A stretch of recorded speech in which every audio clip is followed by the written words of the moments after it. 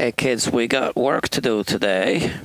And let me get my camera ready here.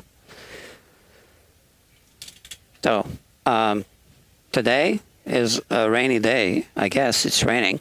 It wasn't when I left the house, but it was supposed to rain throughout the night and tomorrow. So, I took the subway today, which I really don't like doing, but sometimes it needs to be done. I just don't like to be riding my bike on the rain. I'm too old for that. So, yeah, man.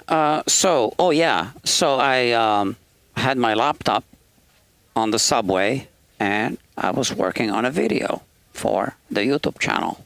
Not this channel, the main channel, right? Where I publish produced content instead of live streams like on this one, on this channel.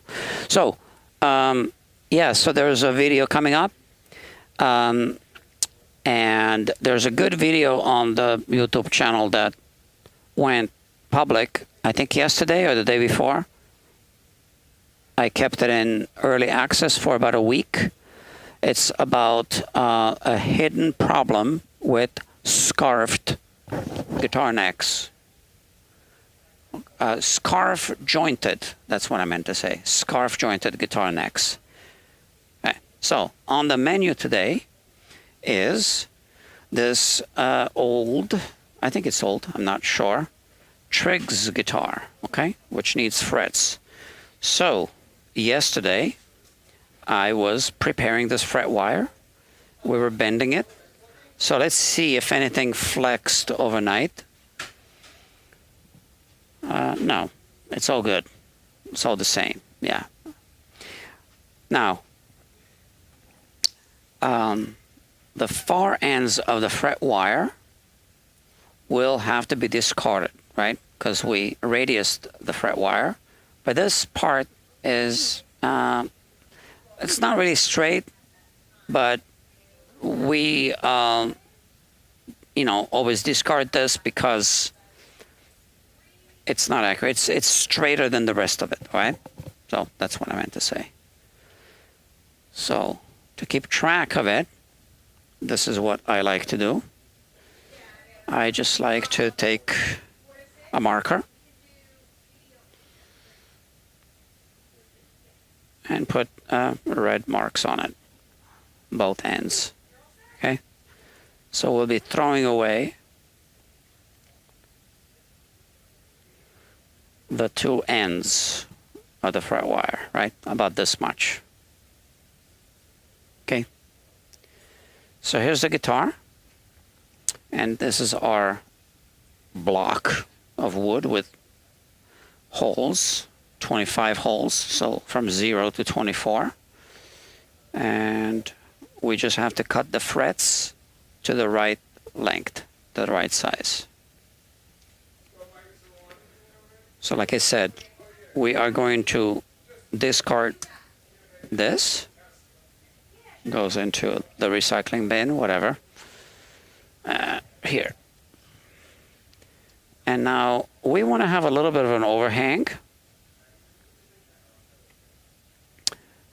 Like that. I don't know if you can see that clearly. And here I just cut it flush.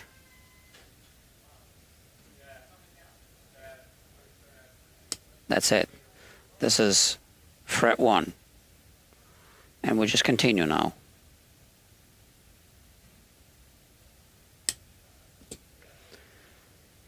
Now I forgot to get something out of the fridge. The glue that I'll be using. So let me just chop this up and then I'll go get it. I'll be using fish glue. So fish glue is glue from fish. I think I can eat it. Maybe one day I'll try if I'm hungry. I'm kind of hungry now because I haven't eaten anything all day. I don't want to eat now. I don't want to eat the glue now. But you never know. Maybe I will eat it if my stomach keeps complaining. It's really not the stomach that complains, you know, it's all in the head. Wow, we're 6, 7 fret, 5, 7. Yeah, so it's all in here, not the stomach. It's a timer. That Band-Aid? I'm sorry, I don't, but I'm sure they do at the front desk. Did you cut yourself? Bad? Yeah, I cut myself. I'm downstairs. There's no one at the front desk?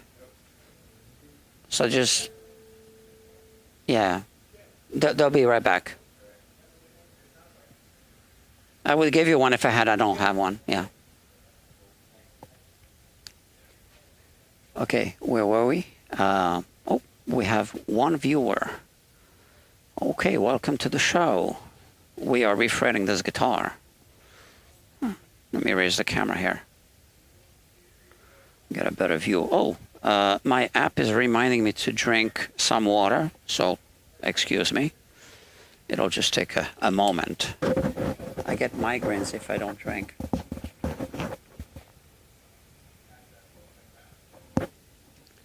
And then, if I get migraines, I can't work. And if I can't work, no videos, no live streams.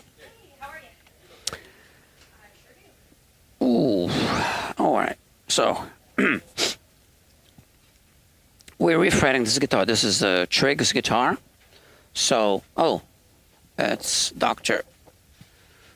Oh, it looked like another logo from a distance. But I know you as well. By grace, I'm saved. Hello, Doctor. And we have 2 viewers. All right, so we are prepping the fret wire. We're continuing to prep the fret wire. So here we have, what now, 7th fret. We gotta line it up here. A little bit of an overhang on this side. I just eyeball it. It's close enough. And there, snip. They go by number, 8th fret.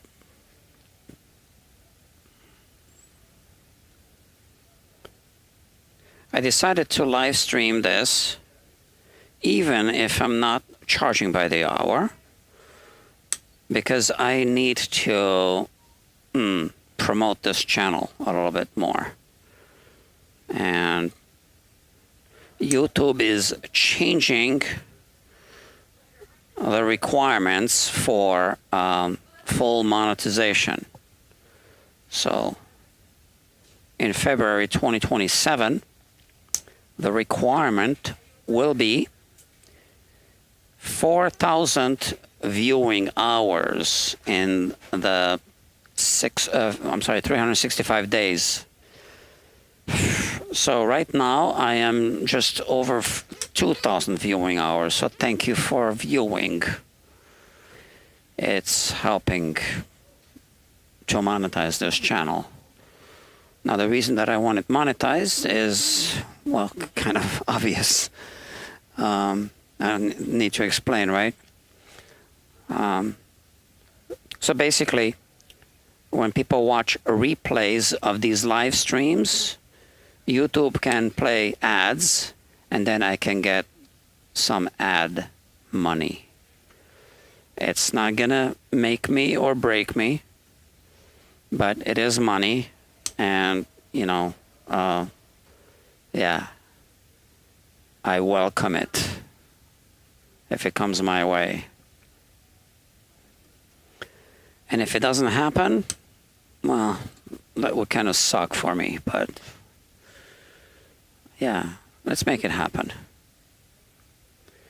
So you can tell your friends about this channel if you think they will benefit from this content, and ask them to subscribe and to watch some videos.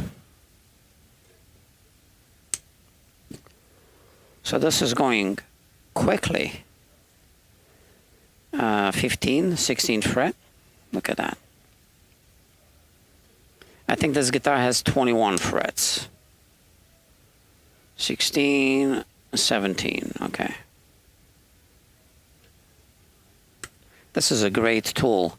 This is one of their older ones that was really flush, completely flush. They changed it later because some people were chipping the blades. Well, can't be too aggressive with these. 18th fret. Okay. Should I use this? I guess I could, yeah. 19. Okay. 19. And we still have this.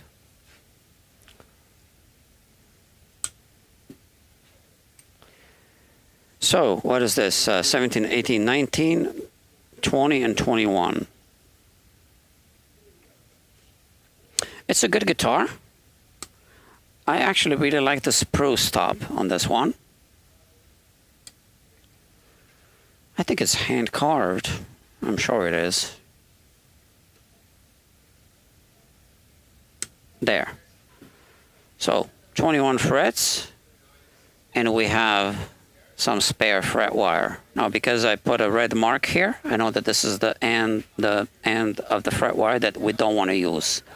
So for now, I will just hang it here, where I also have another leftover fret wire from another guitar. You never know. I might use it for something one day, someday. Okay. Like I said earlier, I forgot to take the glue out of the fridge.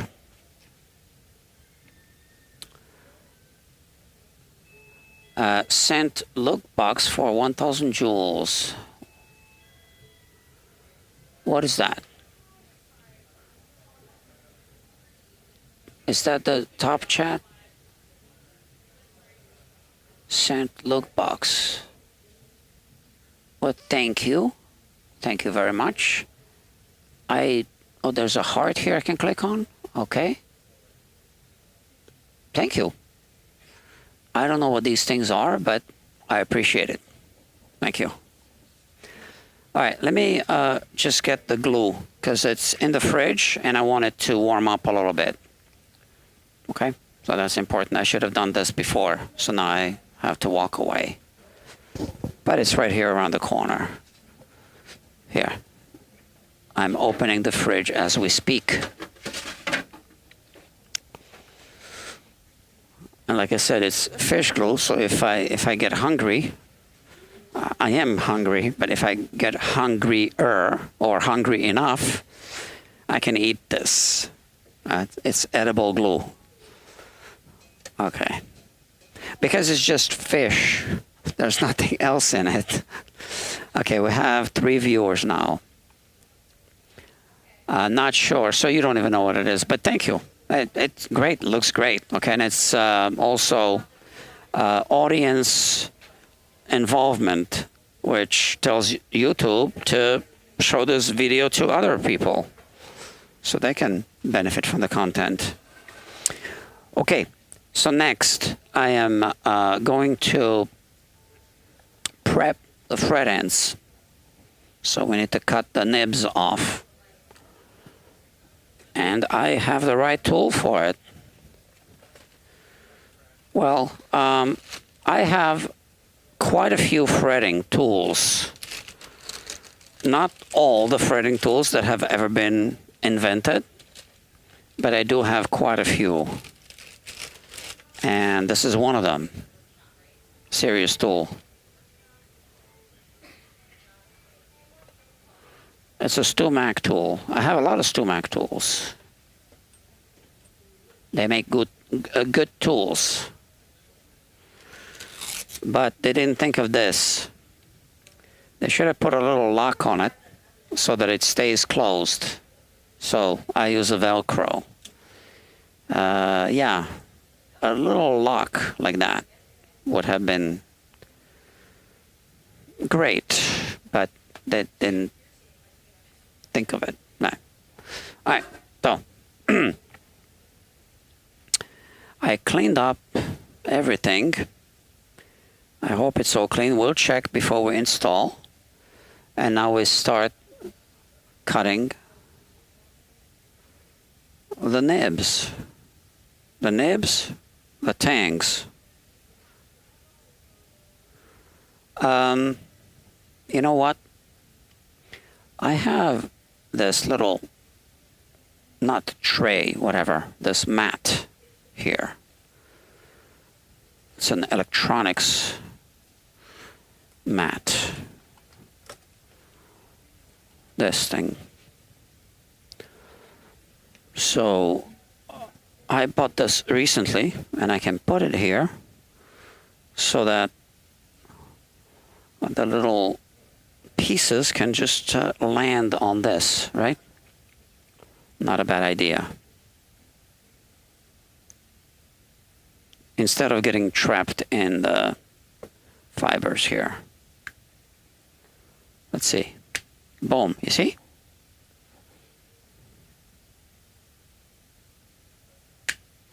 Like that. Let's measure it up. So this binding is pretty wide. Yeah, a little more. Well, I barely took any off now. Let me see.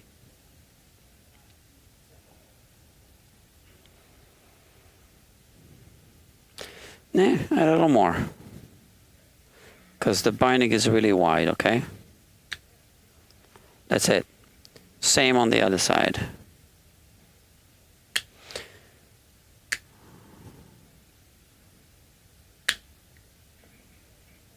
Okay. Let's make sure. Yeah, it's a good fit. Okay, so this is going to be a little bit repetitive, but it is what needs to be done. There's other tools for this job. I used to have another tool, more like a homemade, not homemade, but kind of like a modified, I can't remember what it's called, nibbling tool or something like that. Yeah.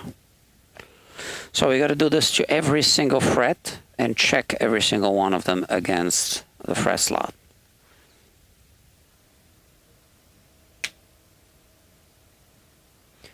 So these frets aren't magnetic, which means we cannot pick up these little fragments with a magnet. So we need to keep track of them.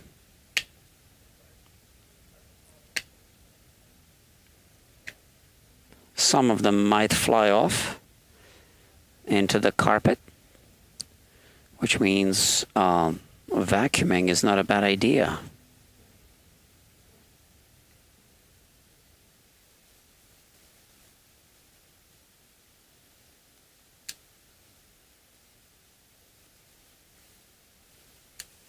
Now, my Stream Deck hasn't been working in the past week.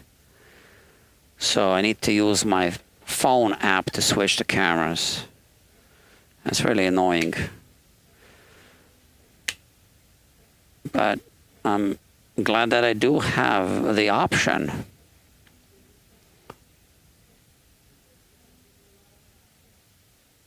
Because otherwise I wouldn't be able to do this at all.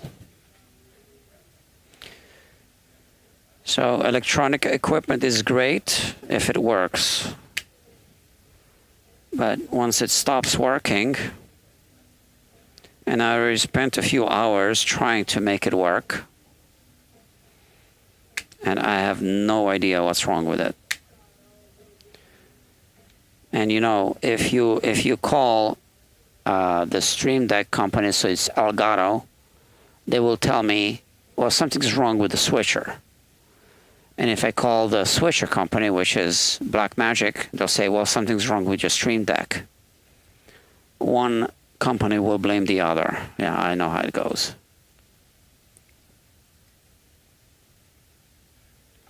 It's like when something isn't working on your Apple computer, like your hard drive. They'll say, well, it's the hard drive. You got to call that company. But if you call the hard drive company, they say, well, it's your Mac. Call Apple.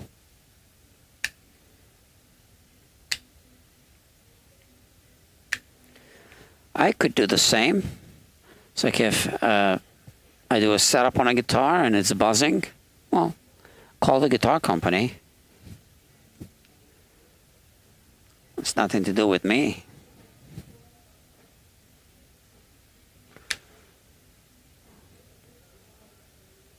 So,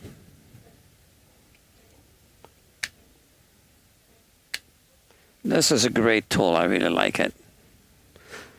I like good tools. And I also like to show customers my tools sometimes. So, a display of good professional grade tools is a good thing to show to a customer that needs to agree to a certain price, obviously, for obvious reasons. And you know, I don't want to mention any names, but there are places that don't even have a good set of screwdrivers, and they work on guitars. And, you know, I don't like that because a customer might experience that as, well, it is a low-level service, but a customer might get the impression that that's how guitar techs operate. Yeah. And they might say, you know what, I don't trust guitar techs. I have some experiences. Now, fortunately, that's not the norm, right? So, most guitar techs that I know, I care about, you know, their work, and I might not agree with everything they do, but I know that they love what they do, and as long as they have, you know, the right tools to begin with. And those tools are expensive. So the way to acquire them is first get, you know, the basic tools for setups. And then as you make commitments to bigger jobs, projects, you know, just get the tool that you need.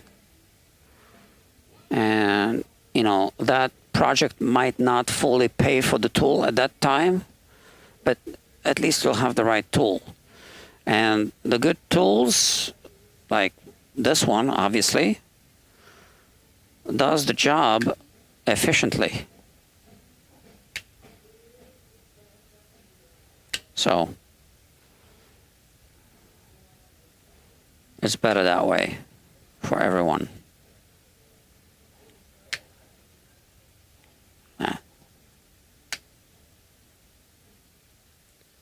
So looks like we are zipping through this pretty quickly.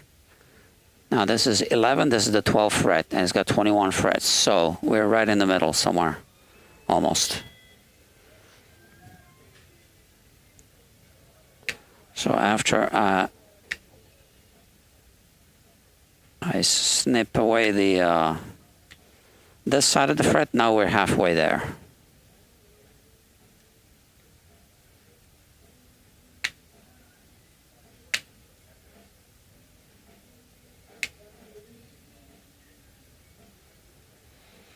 Okay, and like I said, I always check just to make sure it's going to fit. This one might be a little tight. I think it still fits, but it's a little tight, so let me see.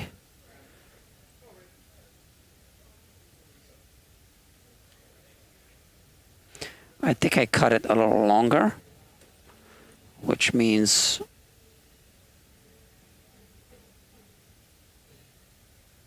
like that.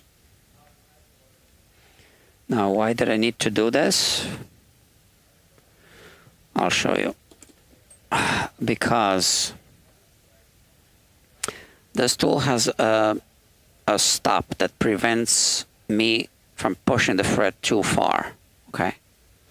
So if the fret wire is cut a little longer than it should, then I might not be able to get all the way deep inside, right?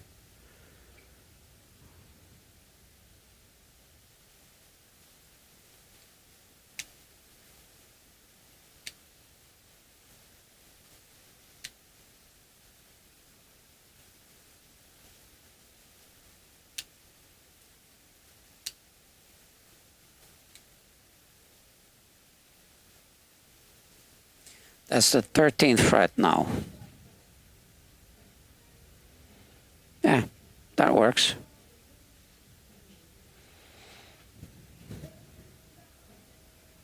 Just making sure.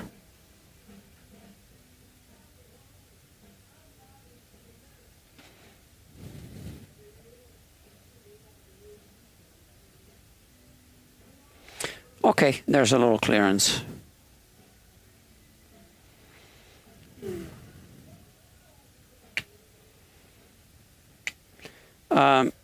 A customer dropped off a bass today, a Squire. So she booked the appointment, I think, yesterday. She was just here. And she's a lawyer. I said, what kind of lawyer? Intellectual property lawyer. So,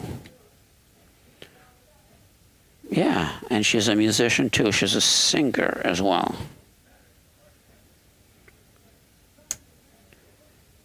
And she says everyone at her law firm plays music. And they get together and play. Nice.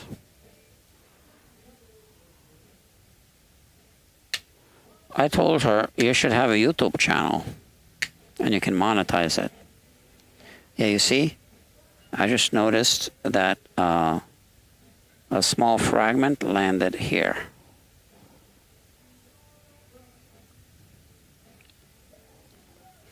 So this is the 15th fret. It fits.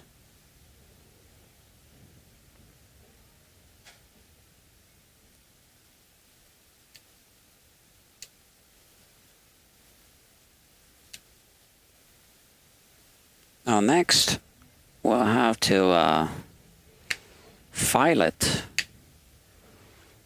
All right, with a precision file. Jeweler's file.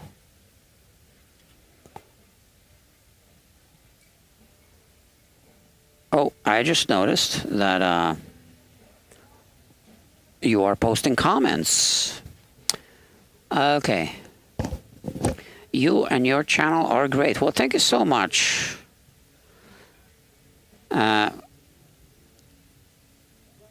Companies play the runaround game with people. Oh, yeah, you're referring to my earlier comment. Yeah, correct.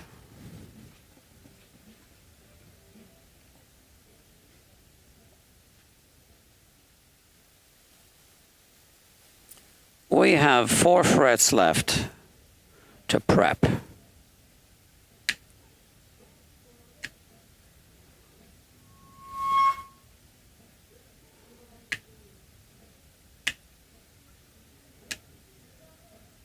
So I don't like to cut all at once because it tends to bend the fret wire a little bit, and we don't want that. We don't want to have that bend. So this is the 17th fret, which is this one. It fits nicely. Oh, what am I missing? Am I missing one? Oh, this one. 18th fret? Yeah, let me check. I'm confused now. So this one's supposed to be shorter? Yeah, it is. Okay, how'd that happen? I don't know. I'll watch my replay. Now I'm curious. 30 minutes into this live stream. Okay, I'll have to watch what happened.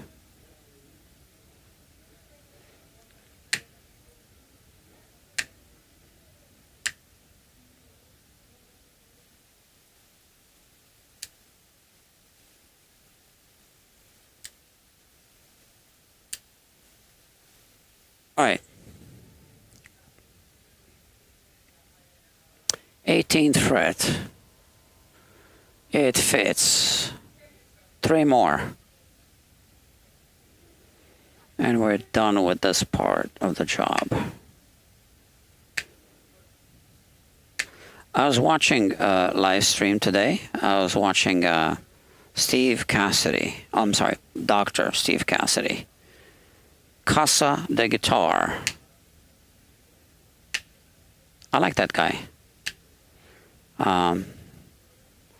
Yeah, but I was on the subway, so it kept cutting me off. But yeah, he might be sending a neck to me to work on. So it'll be a collab. I am going to scan the neck with a 3D scanner. It's going to be a neck from a Jet guitar. Now, I'm not a big fan of Jet because they are just making copies of Fender guitars, all right? I know people have different opinions about that, but I think they should come up with their own designs. But if you look at their catalog, it's just Strats and Tellys, and I think they have like Les Pauls, a couple of them, and nothing original. But apparently, they make good guitars, and we want to measure the neck, the fretboard radius on the neck that he's going to send to me. I believe he said it's supposed to be a 9.5-inch radius, so I forgot to check this one. But as we've discovered, the specs are one thing, but you know how those guitars actually are. The actual measurements on guitars might not be quite what as advertised. So we'll see. And I never worked on a Jet guitar because it's a European brand. We don't get them here. So I'm curious to see if the neck is any good or not. I'm not really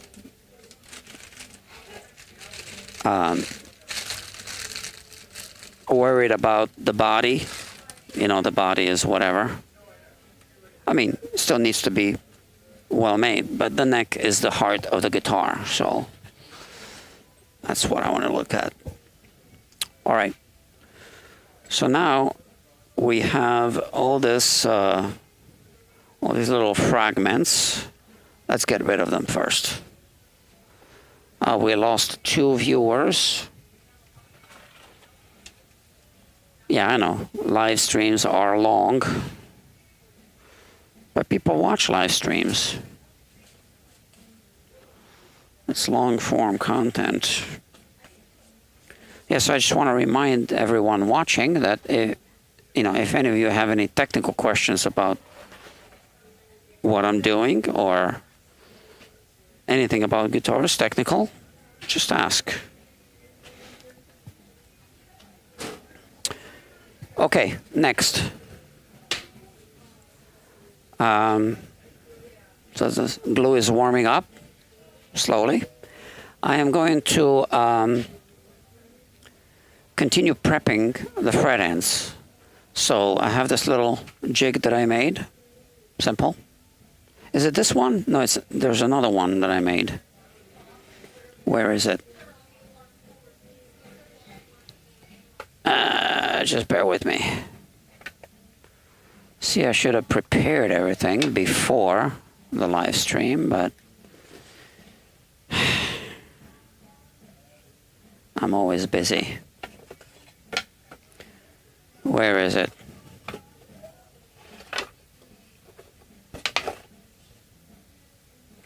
Well, we'll just have to make another one. It's just a piece of MDF with a little channel. I can't even remember what it looked like or what size it was.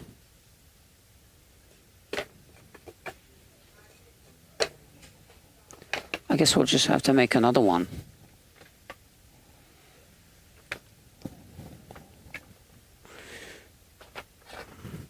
I prefer to just find the one that already exists. But I don't know where it is. You know when I will find it? I'll find it right after I'm done making a new one. Okay, whatever. Let's just make another one.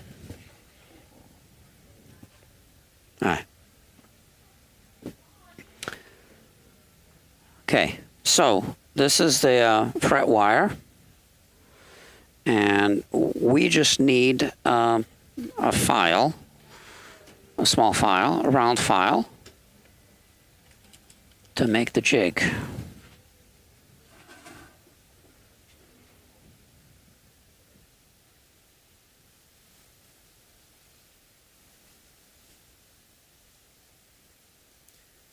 I've been meaning to make a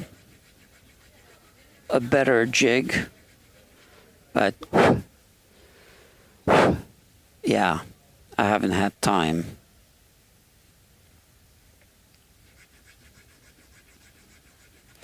Oh, no, I should make it closer to the edge. Sorry, let's start over.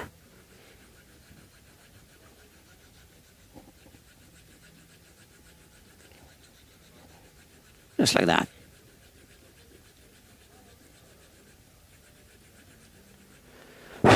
Okay, so now I can put the fret inside.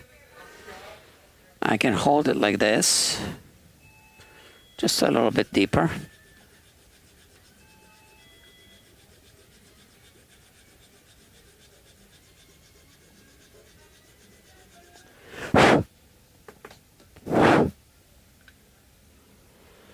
Okay, that's good.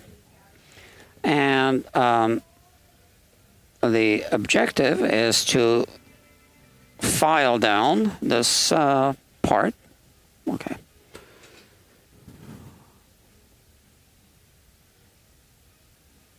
Okay, I'll show you. So this part here,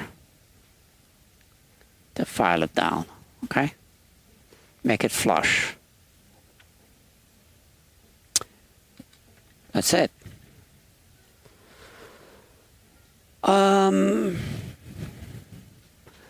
Let's use this file.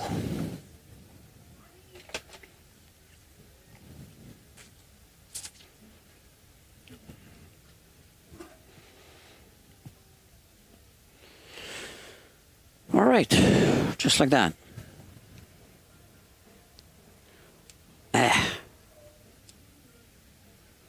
They don't make them like they used to, right?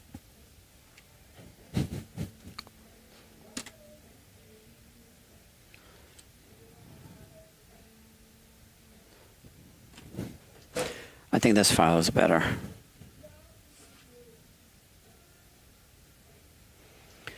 This one, or I could use this one. Okay. Let's see. So I put it here.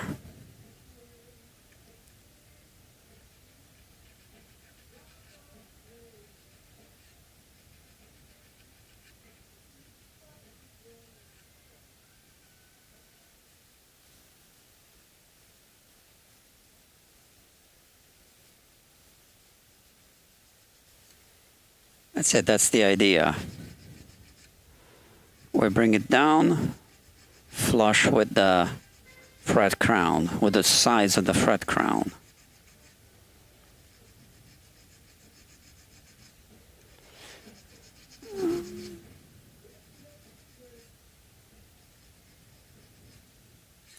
That's it. That's flush. And now I can show you. I'll just show you one, right? Yeah.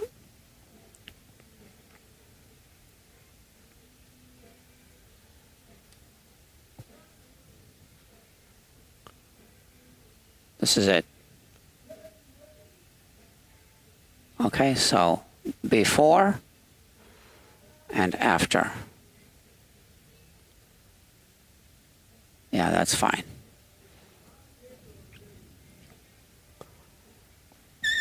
So I'll just continue this. So we got 21 frets, so that means 42 fret ends. So that's going to take a minute.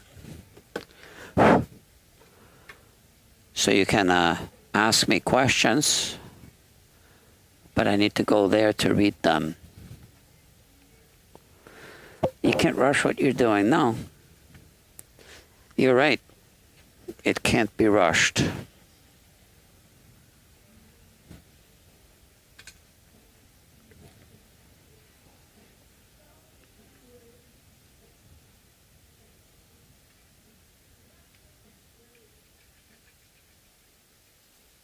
You can also use a big file. That's actually perfectly fine. Depends, but you can. Like this one. But you see, I would want to use, this is the fine tooth side. So that's the side I would want to use, but it's got teeth on this side. Now there's no teeth on this side, but then this is a rough side. So we don't want to use the rough side. We're going to use this side.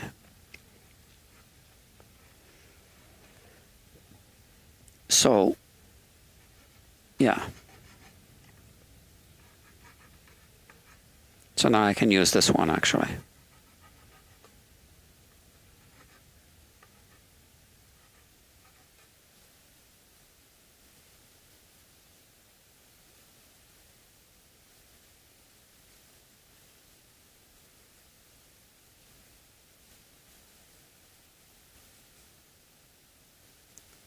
Okay, so you see this channel is deeper than this one, which is why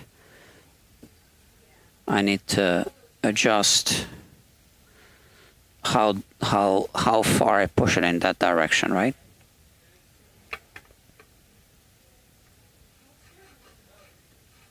Okay. That's it.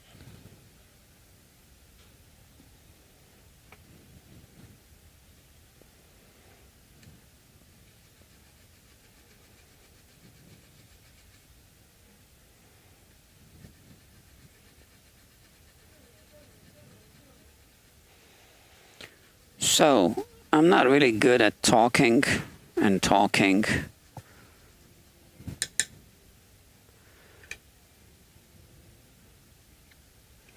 But this kind of self-narrates itself, right?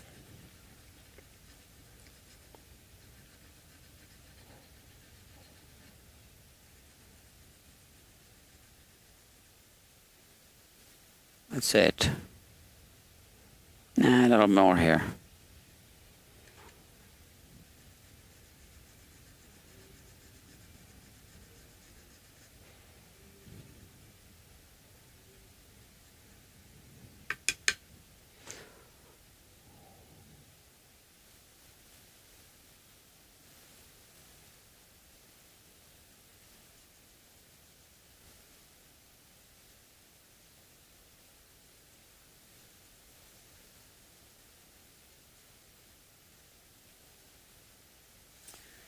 So I just, like I said, the customer just dropped off a bass. It's a short scale, it's a medium scale length, 32-inch scale. Jaguar bass, Squire. So it's got some issues, and I offered 2 packages, 2 options to the customer. And she said she just wants to go with the more expensive option. So what we'll end up doing is we'll do a 3D scan, which is still optional here, but one day it'll just be the only option. But for now it's still optional. So we'll do a 3D scan of the base, and then I am going to simulate some service options in the Fret Nib Pro software and publish a video for her to watch, because you know she's paying for it. So we'll see, you know, because she's trying to achieve something.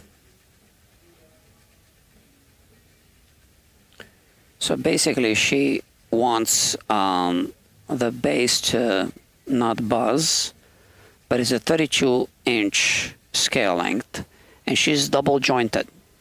So she says she needs light strings without too much tension. So she put 40 to 95 gauge, right? 40 on the G string, 95 on the E string.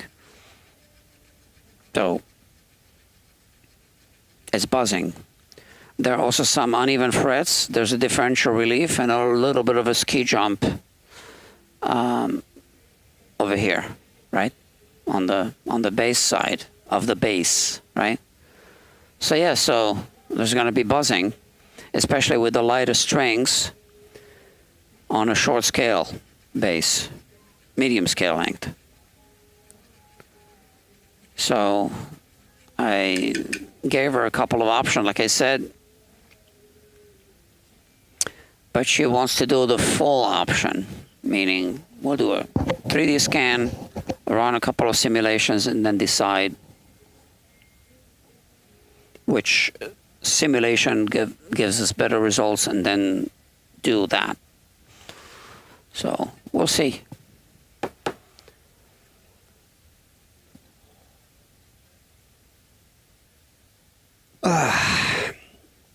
I'm sleepy now.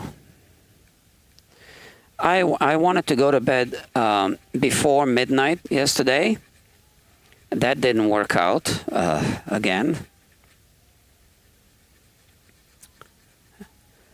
But I did go to bed like around 1 instead of 4. So I am really trying to fix my sleep, because I have really bad sleep habits. And, you know, I need to fix that. So. But I also wanted to work on a video, which I really couldn't do last night because I had to do something else. I had to resolve something on a computer, on my other computer.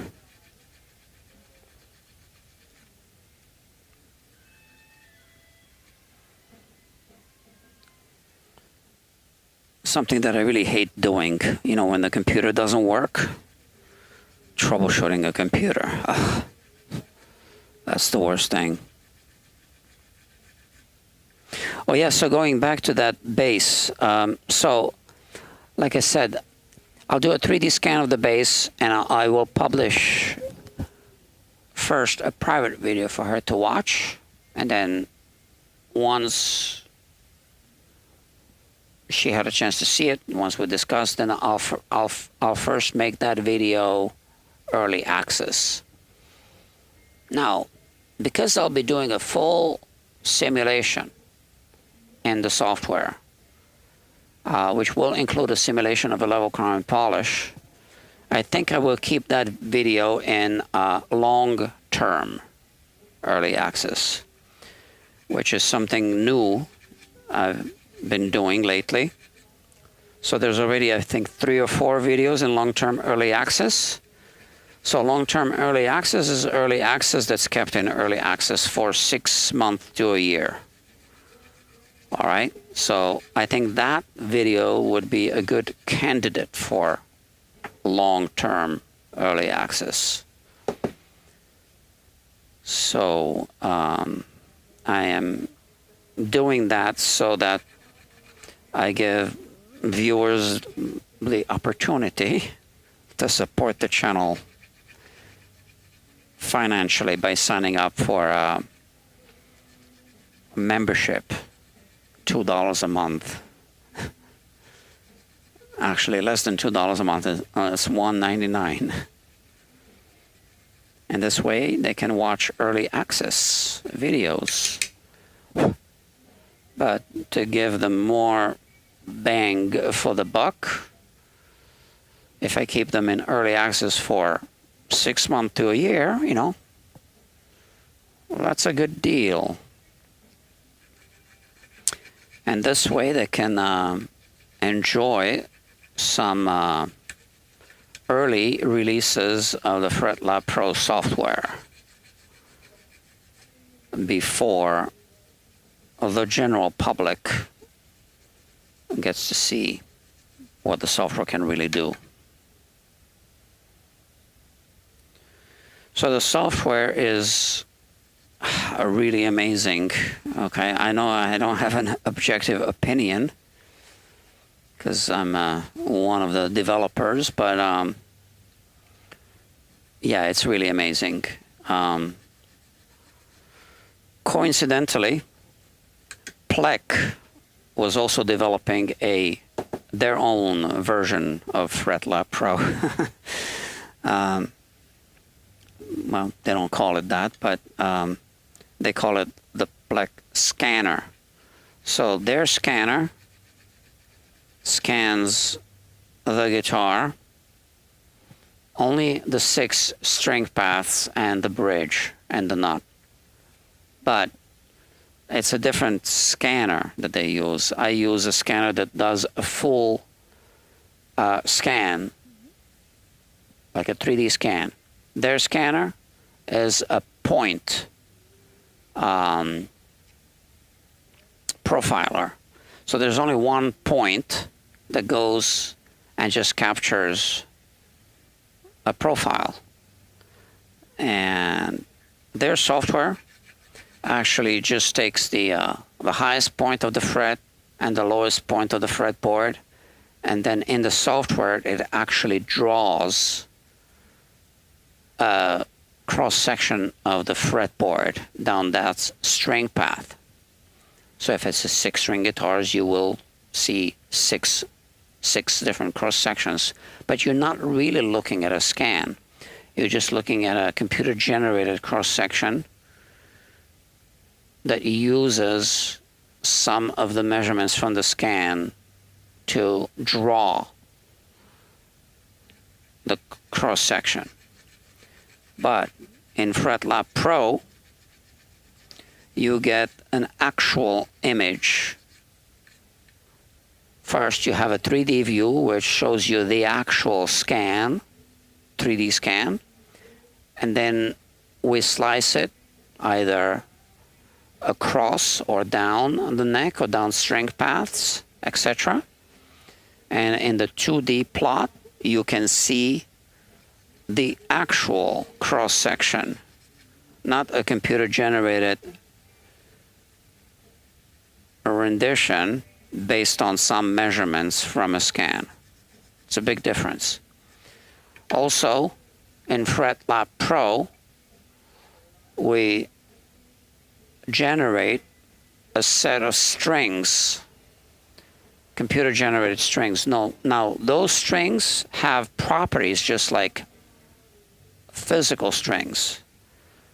They have mass, tension, diameter and length, obviously, and all properties that physical strings would have. And the computer can vibrate the strings. Now you see the vibrations in slow motion, but those are actual physics calculations that you're seeing. In other words, it is not a playback of some pre-generated animation. It's an actual physics calculation being rendered in real time. Now, depending on your computer processing power, the animation might play a bit slower than it can play on some other computers, right? So that's it. Now, in terms of the accuracy of the software, it is not the software that it's not a specification of the software. It boils down to the accuracy of the 3D scanner that you're using. So if you use a cheap 3D scanner, there's going to be only so much you can do with the software, because the data that it's using is going to be, you know, low res. So it's going to depend on the scanner. I did scan this guitar that's on the workbench. So this is the Triggs San Salvador model. Had a back bow, and I scanned it and I ran some simulations, and I believe this is one of the videos that's in long-term early access format right now on the channel. Not this channel. I'm talking about the main Guitar Quackery channel.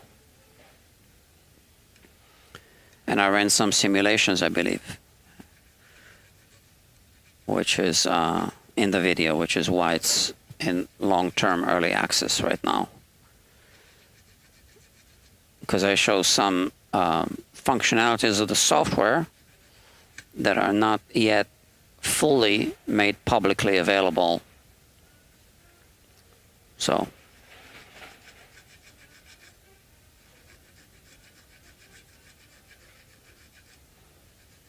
also, you can subscribe to the Guitar Quackery newsletter. The link is in the description of this video, this live stream. And I also make announcements. Well, first of all, I never send out any spam, but I do send out useful information and also announcements about the software whenever I feel that I should be announcing something. Right. So not too often.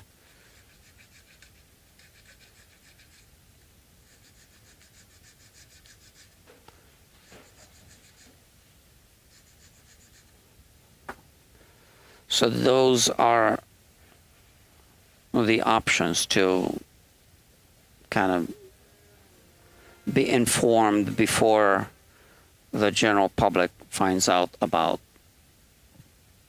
any of the developments, the latest developments.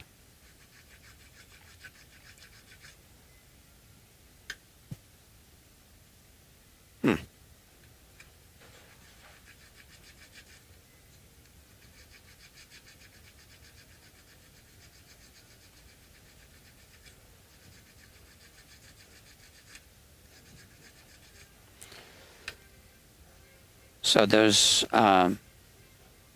better ways of doing this, and I need to make the jig, but yeah, like I said, I don't have time.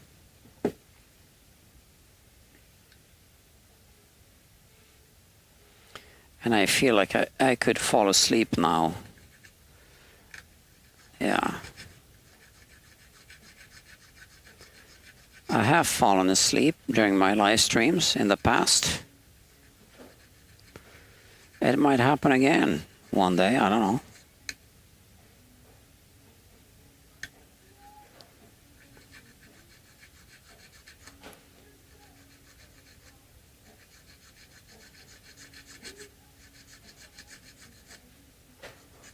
Okay. So how many frets we got left? 7. Okay. So 14 fret ends.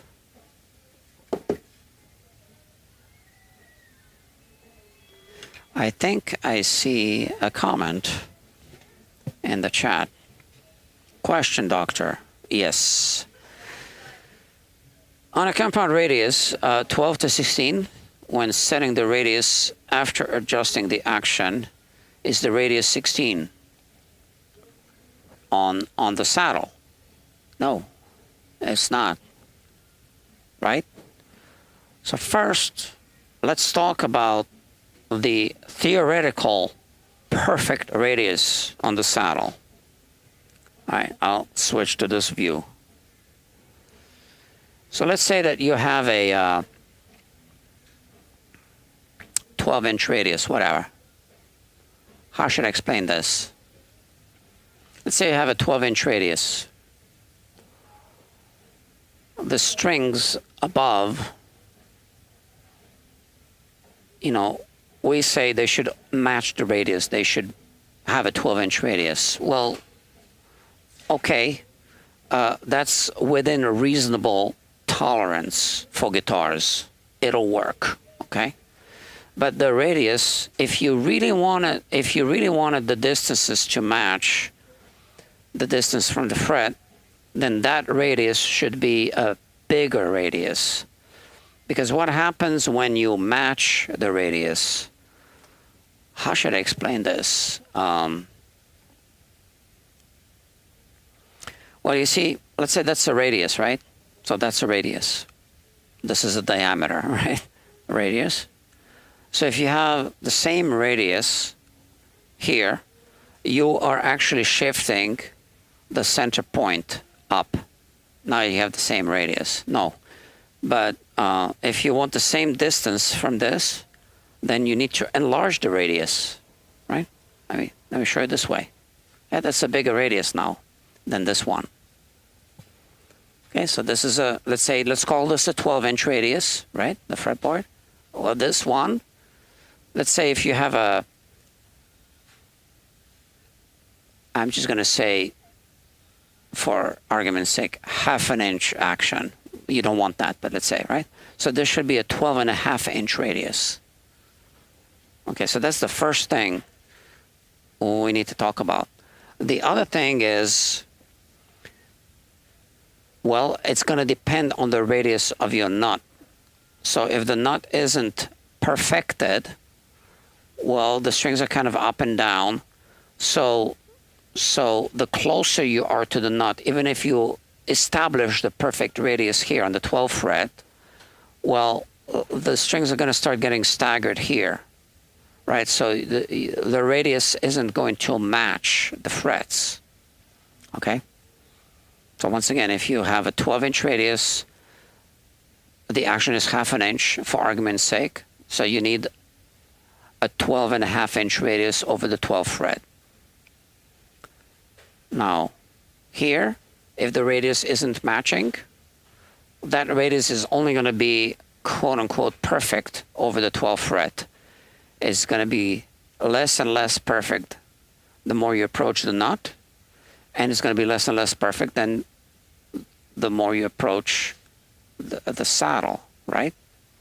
Because you matched it here. In order to match it here, you had to do some kind of adjustments on the saddles, right? Okay. But now let's say that you have a matching radius here.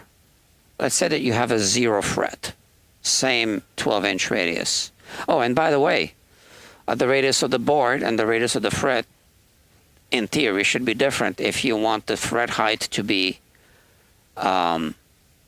equal throughout the entire length, right?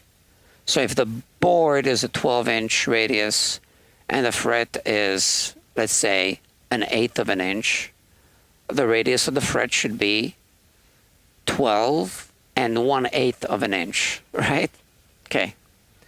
So now, if you have, what did you say the radius was there?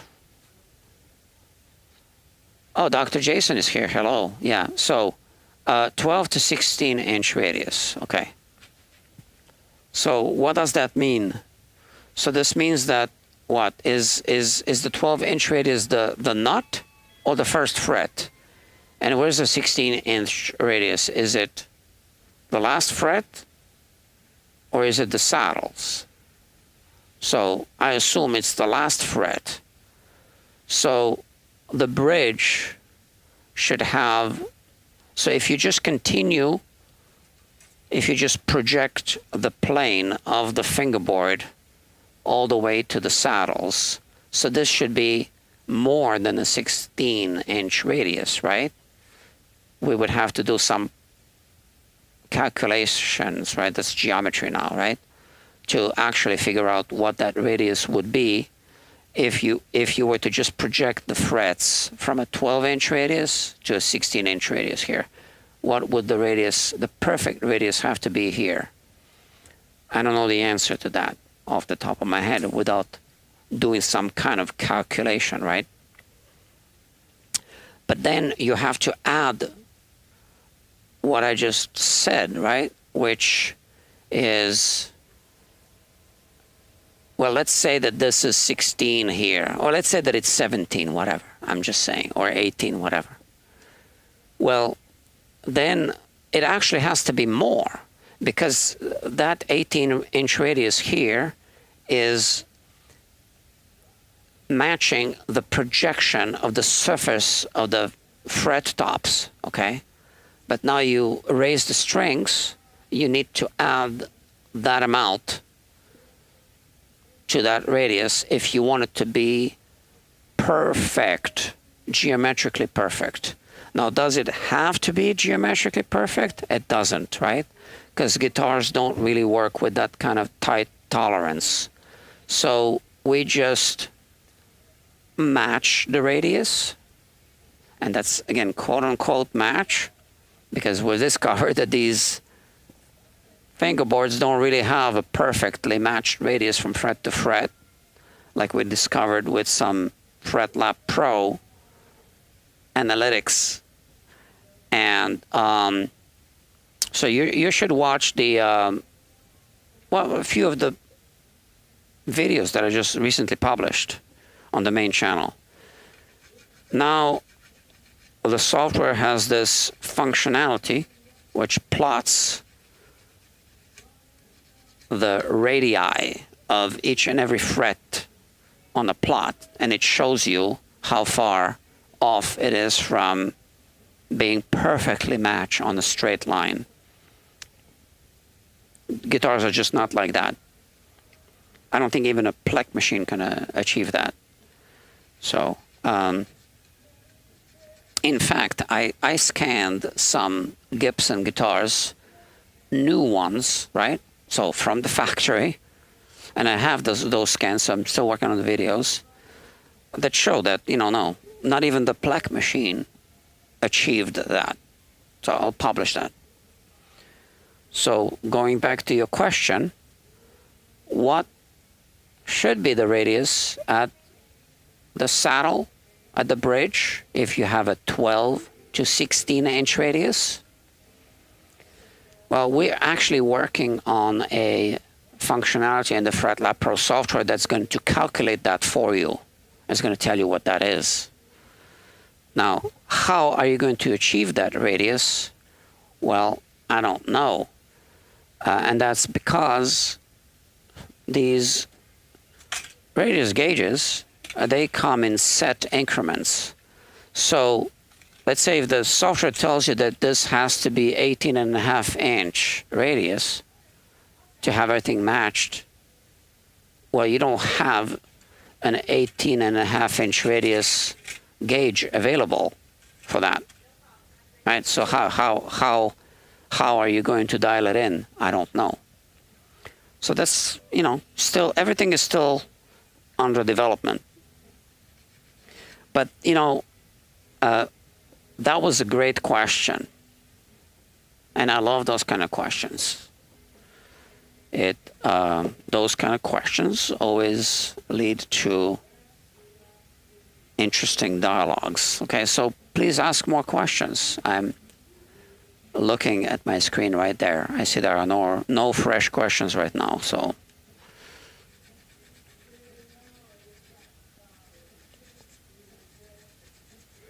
now, the Plek machine. So I mentioned that in the announcement video. I really think it's a great tool, right? There are good and bad and mediocre Plek operators. The machine itself is fantastic, right? I would totally have a Plek machine, and I would be using it whenever appropriate, if I had the space or the need for it or whatever, right? So I have absolutely nothing against Plek. In fact, I love it. It's a very impressive tool, right? Now, some of my friends do have Plek machines. Some of my friends are on the Loot group, which is amazing, right? But, you know, it's an expensive tool, and you need to pay it off. It's expensive. There's also an option to pay $300 a month for their support. Well, that's another $300 a month, right? That needs to come out of your pocket. And how long does it take to pay it off? So let's say a Plek job is $300, right? I've had a couple of conversations with my friends who bought Plek machines, and they said, I can't remember, I just got to do one job per month just to break even. No, not really. So let's say that your payment is $300 a month, right? And you charge $300 for a Plek job. One Plek job per month still keeps you in the red, because you have other operating costs besides just paying for the Plek machine alone, right? So the biggest operating cost is paying yourself. The guitar doesn't just end up in the Plek machine by itself, right? You have to take time away from another job, okay, to properly mount the guitar in the Plek machine and run all the, you know, scanning and everything that you need to do before you can push the button and walk away from it. And then you need to walk back to it a few times before it's finished. And then you still need to polish the frets, because the Plek machine doesn't polish frets. It cuts them. It levels them and crowns the frets. But I feel that polishing is what's really time consuming. And the machine just doesn't do it yet. They haven't developed that. So no, you got to do a lot more than just one job per month to break even. I haven't done any calculations, but it's a lot more than one job per month.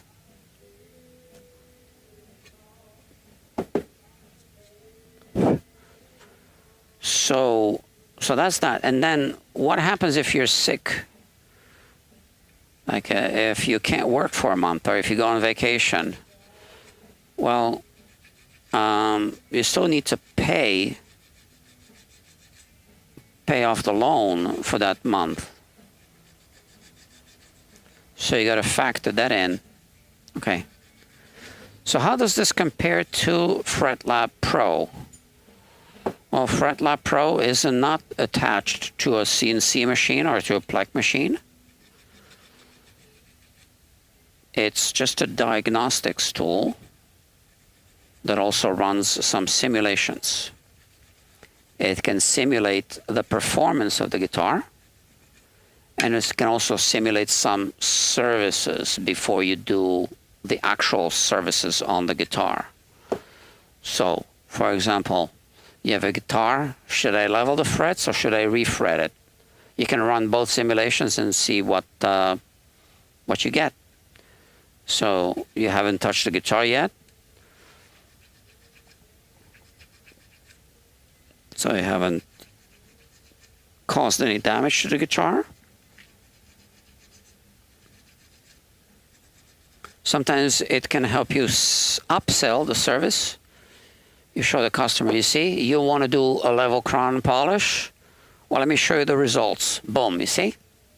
Do you really like the results? No. Okay, so now let's run a refret. Boom. Now you see the results are different. And now the customer can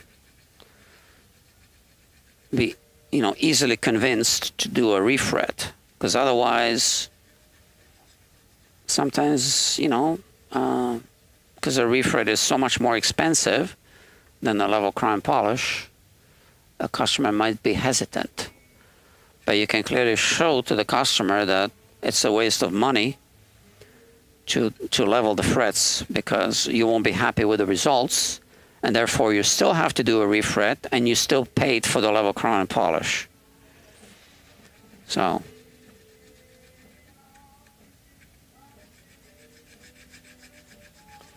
now I want to tell you a little bit of a secret. The software, so again, we're talking about the Fret Lab Pro, now has an optimizer function. So you just enter some basic information like, is the player a light player, medium, or heavy-handed player? And, so the software will run some simulations and give you, I think it's like 5 options for setups for that guitar. And that's something that I want to show in an upcoming video, which again will be kept in long-term early access format for, a while. That'll show you how to set up a guitar, how to optimize the setup by running the optimizer in the Fret Lab Pro software. So what does this mean? Well, I usually set up a guitar. I look for like the relief 6/1000ths of an inch. That's just my standard, whatever. And then I work around that. Well, after I resolve the knot, right, etc., right? But we discovered that different fretboards have different fretboard profiles. So every fretboard is a little bit of a roller coaster, actually. And when we enlarge that in this direction, we stretch it out, we can actually see. There's no such thing as 2 identical fretboards. So when we run the optimizer, it'll run quite a few simulations, and then it'll spit out a few options for the optimized setup options, depending on, do you want the lowest action, etc., right? I don't want to tell you too much because like I said, I want to make a video about it, but it's a completely different approach to setting up your guitar. Now, I know that most people don't need that. It's like if somebody just wants to take the guitar to the beach and play it, we're not talking about those. musicians, right? Hire an octopus. Yeah, thank you. Time is money, yes. Fret Lab Pro is the answer. Thank you, doctor. That's Dr. Jason. So, the optimizer is a completely new concept in guitar setups that has never been done before. And the first guitar that was set up through the optimizer is right here. I'll show you the guitar. I'm still working on the guitar. I'm working on the electronics. But this is the guitar. The first ever guitar that was set up through the Fret Lab Pro optimizer is this one. Right now it has strings on. It's been set up. I can't even play it because it's a left-handed guitar. But this is it. So this is a historic guitar in a sense. It just worked out that way. And this customer is actually very happy about that. He hasn't seen the results yet, but he's watched the live streams. Okay. And he's buying some new parts. Well, actually, he just received a left-handed volume pot from EMG. So those are the pickups that I installed. Well, those are the empty boxes, right? But they come with volume pots. It's a kit. But he didn't think to buy a left-handed volume pot, right? Which has to be a reverse taper. So I told him about that because I also just kind of realized, right? And the kill switch that he bought was actually defective. So they sent him a new one. And that's in transit. So we'll be finishing the work on that guitar soon.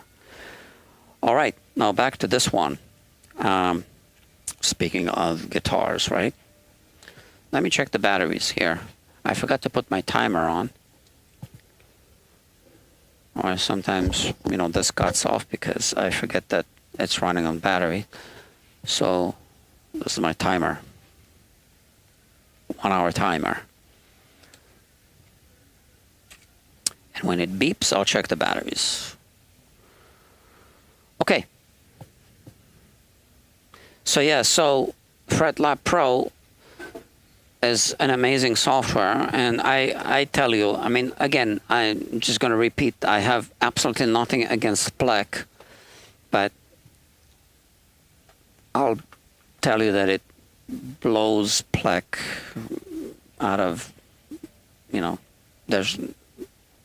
you can't compare it.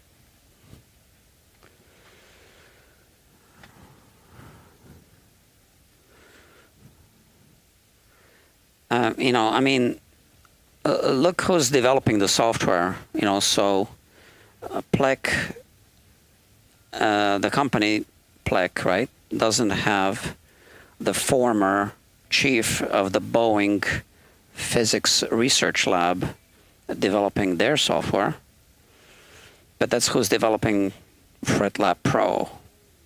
Now, we're both developers, but I don't know how to code, so my involvement is basically some graphic design, plenty of testing, and also,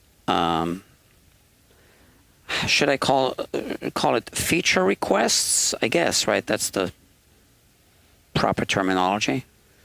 So, because my friend, Dr. Kevin Hausen, isn't a guitar repair technician, he's an astronomer, right?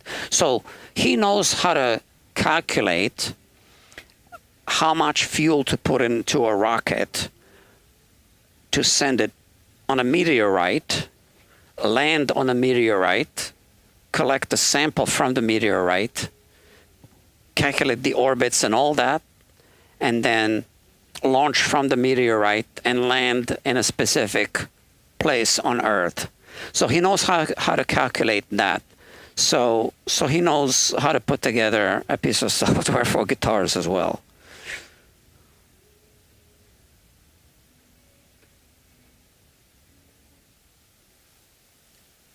So I want to make sure before we go and install any of the frets that all of the fret slots are cleaned up. So this is boring, but we cannot skip it.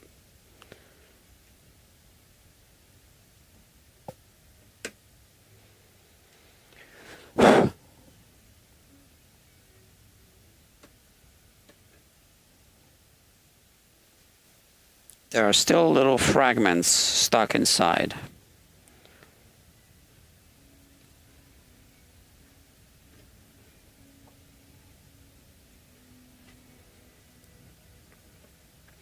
If you have any questions, I keep my eye.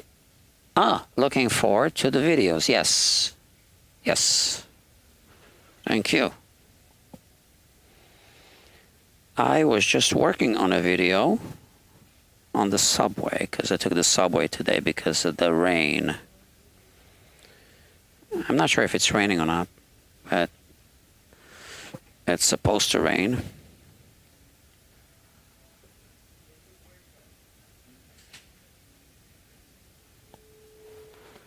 Now,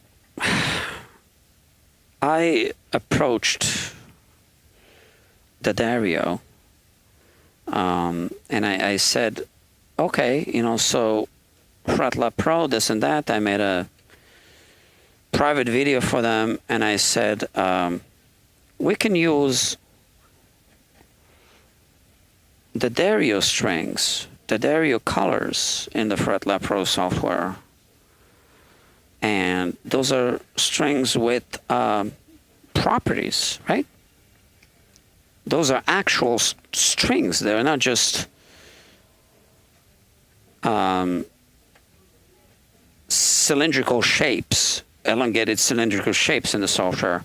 So they have all the physical properties of the strings that physical strings would have. And they vibrate in the software. Again, the software is doing real-time physics calculations to figure everything out. And I said, okay, so let's have the Dario strings on them. So the Dario would be the first company ever to have computer-generated strings with these properties, right? And I said, okay, so let's talk about that. And, you know, maybe you just want to, you know, sponsor further developments of the software. And they just said no. They didn't even ask to negotiate anything, nothing. So I don't know. I have no idea why.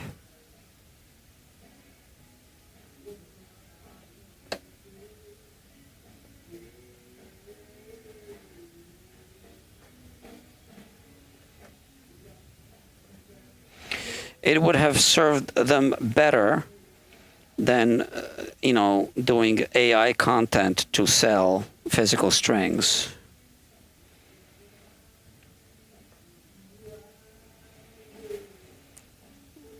But it's a big company, so many people at the company make decisions. And I guess whoever made the decision, in my opinion, didn't make the right decision.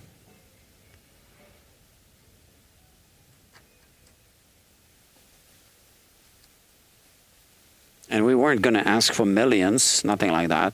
I just wanted them to be involved because our strings are color-coded. So I said, we can use your colors, right? The well-known Dario colors. So now we just use rainbow colors, which aren't trademarked. It's a rainbow.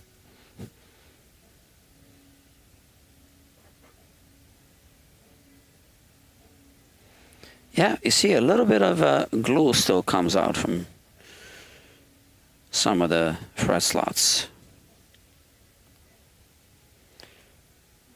Okay, we'll be installing the frets soon. Yeah, I have no idea. I mean, I was kind of like bummed out about it when they said no, because I just couldn't understand. What do you mean, no? You don't want to be the first string company that has these computer-generated strings that actually do something?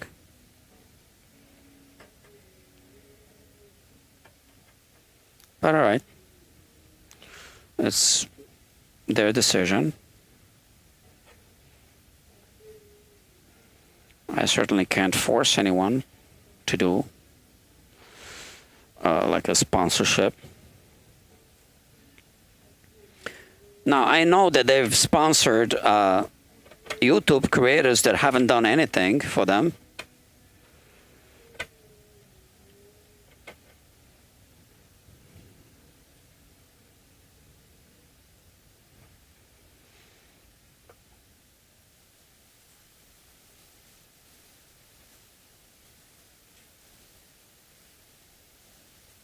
I still love the company. I still think they make really good strings. And those are the strings that I sell here.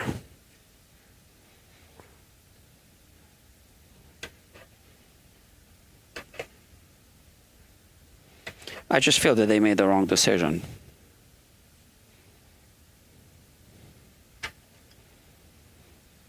Maybe one day they will realize, change their minds, I don't know.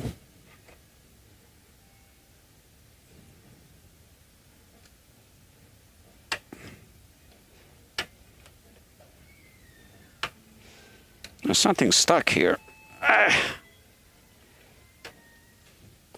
Yeah, I can see now. Yeah, it's glue. Right there in this corner, next to the binding. Dried up glue. Okay. Oh, one more piece came out. All right, cool. Now, for good measure, I'm going to vacuum it one more time before we start installing the frets. 12-inch radius.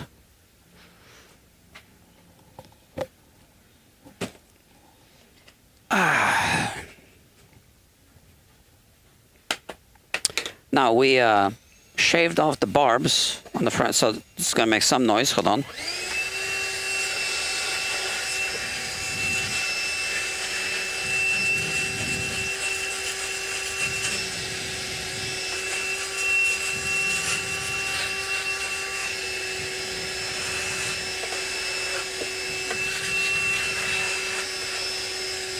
Something here? I think there's still something here. I see something white at the bottom, and I think it's glue.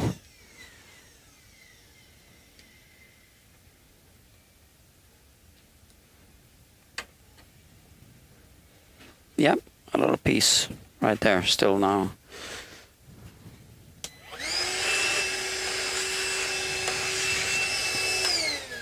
Okay, let's do a quick inspection with a light.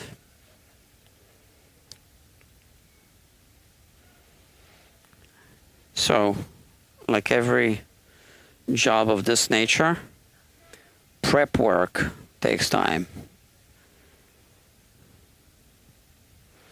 Prep work.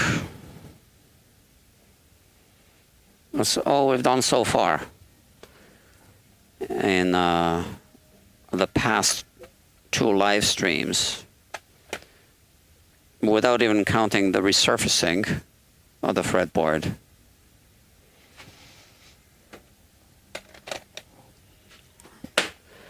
Okay, we're good to go. Almost. Speaking of prep work, we need to prep the tool, the refretting tool. So the tool we'll be using for this job is called the Jaws. And this is it here. Here. Okay. Serious tool. But we need to prep the tool, so we need to change this call.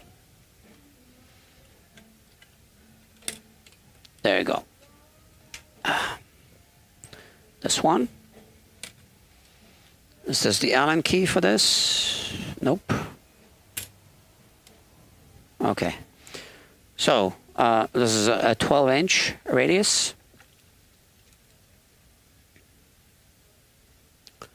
Now I know that this is a 12-inch radius because I used the 12-inch radius sanding beam. Well, let me double check everything. Great. Okay, so it's a perfect fit. But we talked about what is really a perfect radius, right? Earlier in this live stream. So I'm just checking up and down the fretboard. Yeah, we're good. So if I bring this camera over here, I can show you that it is in fact a matched radius. We need some more light.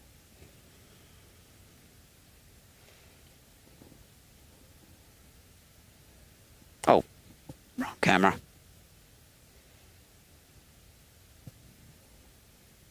You can see that, right?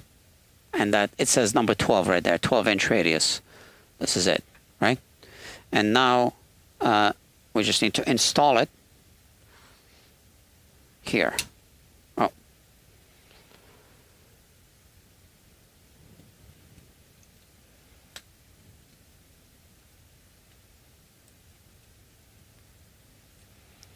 Like that.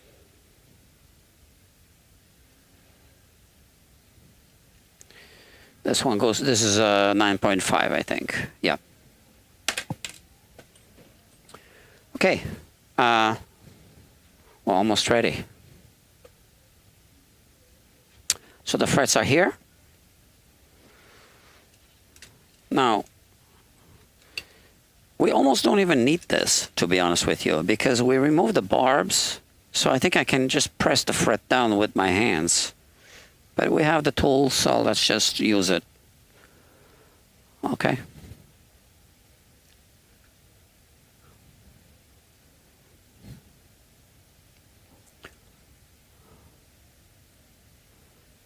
Okay, like this.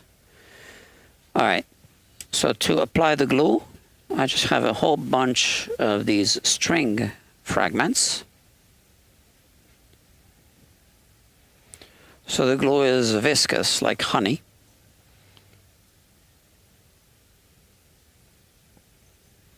All right, and we need a paper towel.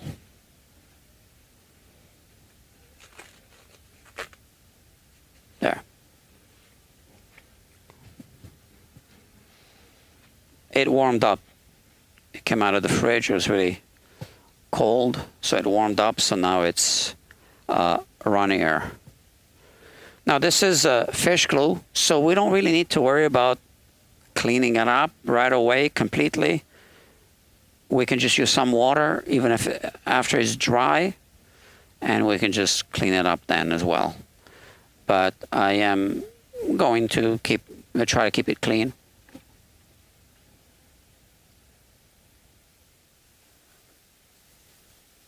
Okay.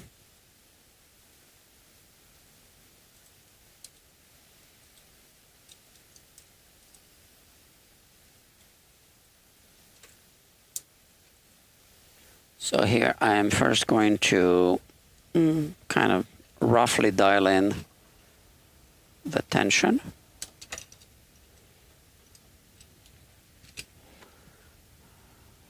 Okay.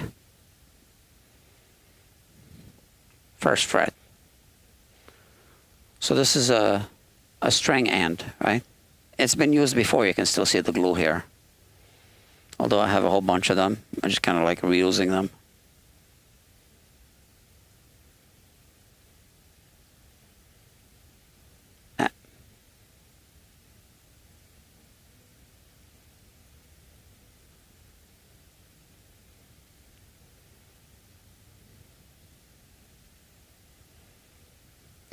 So we need to glue them in because we had to take the barbs off or shave them down because of the higher risk of a back bow on this particular neck for reasons we've discussed in the previous live stream. So this is the first fret.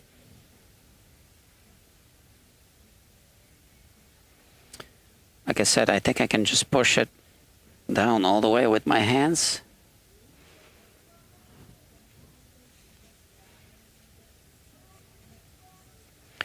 But I am going to use the jaws because I can, because I have it.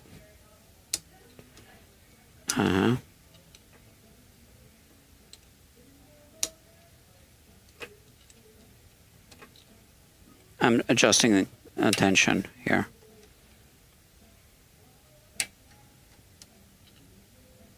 So here I have the adjustment. Yeah, that feels good.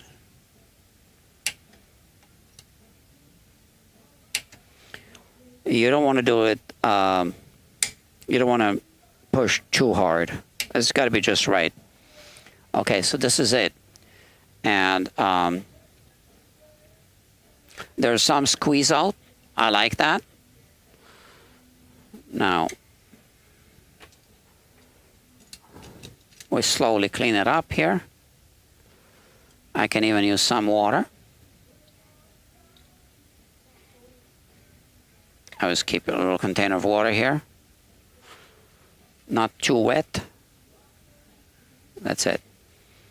But like I said, we don't really need to worry about cleanup because even later on, it comes off easily.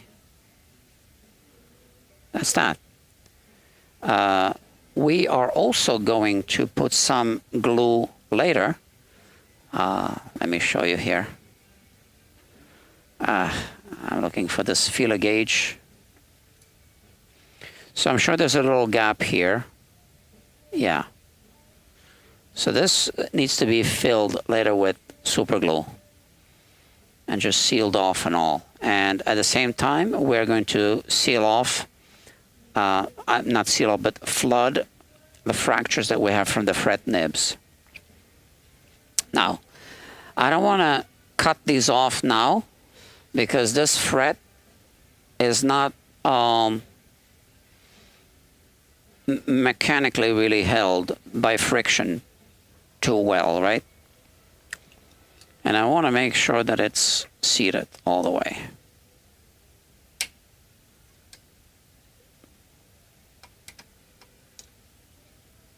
Yeah, that's fine. Okay. All right, good. Now we leave it alone. Next fret.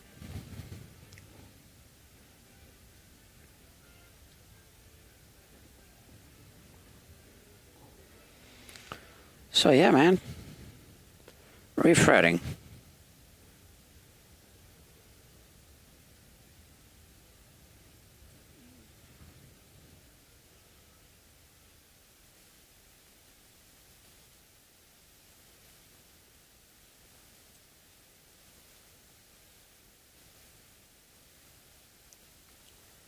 Second fret. So now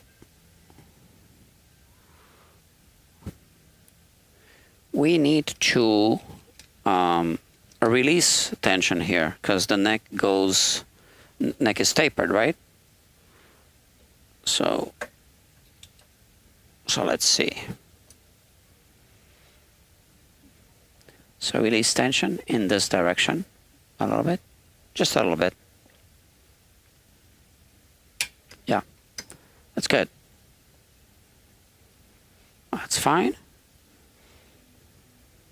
Not too much squeeze out this time. I can barely see any squeeze out.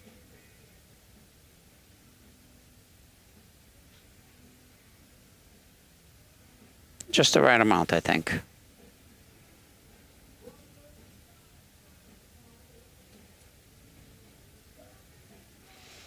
Great. All right, let's continue.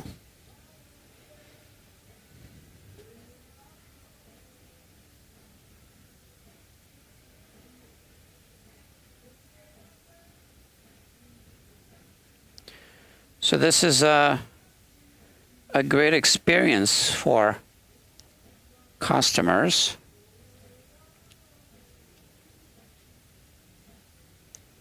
They get to watch the work being done on their guitars in real time, or they can watch the replays later on.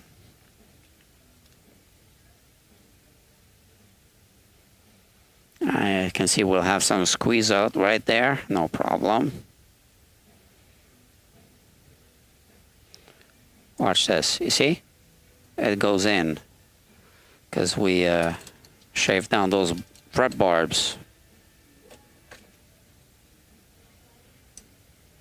So this feels a little too tight. I'm going to release tension. Ah, good. Maybe I released too much tension. So I'm just doing micro adjustments.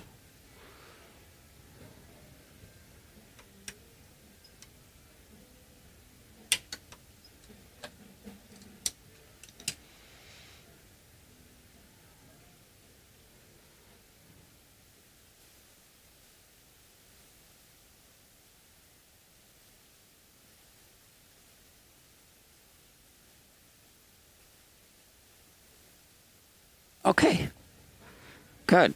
All right. Oh, here it is.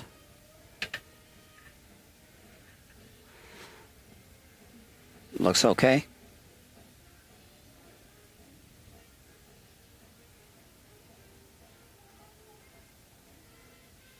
I don't always use the same tools to install frets.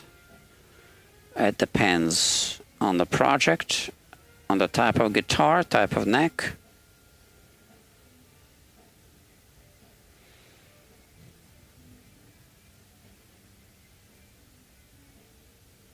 And I feel that that's one potential problem with some shops, especially those people who work out of their bedrooms, apartments. They don't have all the tools. And I don't like the Swiss Army approach when it comes to this kind of work. Swiss Army knife.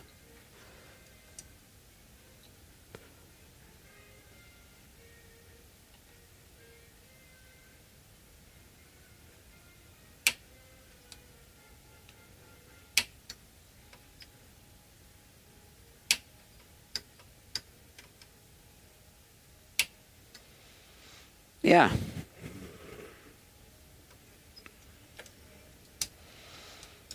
Looks good. You can't rush it.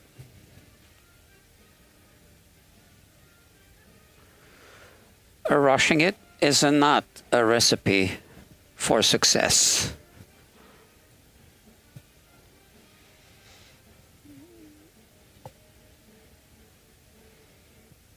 Okay. Next one.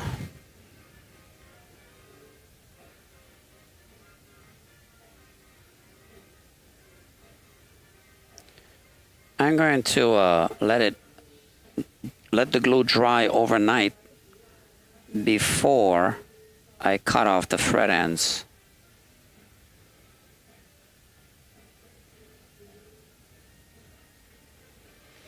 Again, you can't rush it.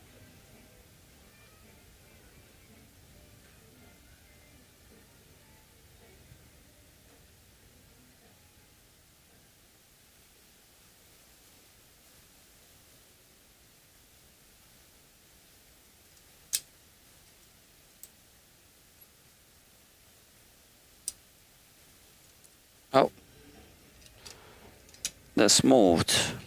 Where was it? Here? I guess so, right?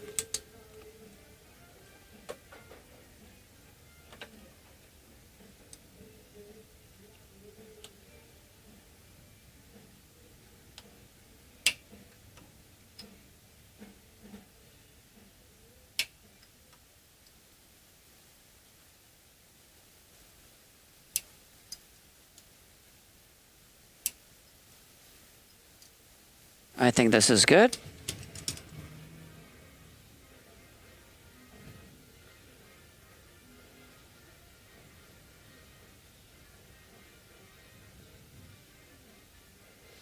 Okay, let's check some frets. So this we checked.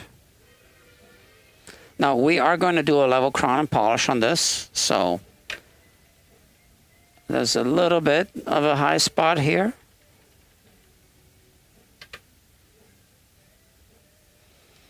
So on a scale of 1 to 10, not even 1, like half. But we leave it as it is. I don't think I can do anything to drive it in deeper. I can try.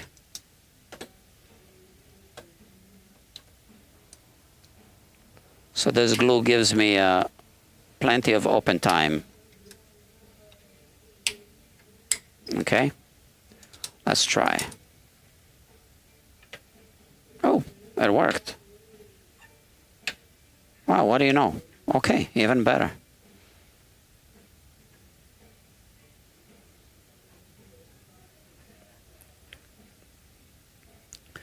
Okay, I love doing this. It is one of my favorite jobs around here.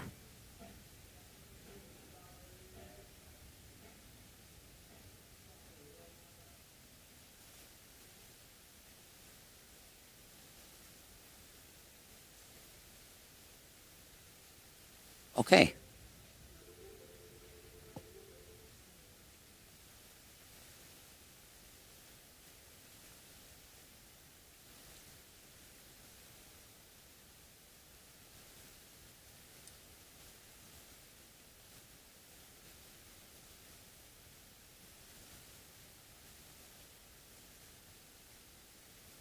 This went in all the way down. Look at that. I think I don't even think I need to do this. I don't know. Can't hurt.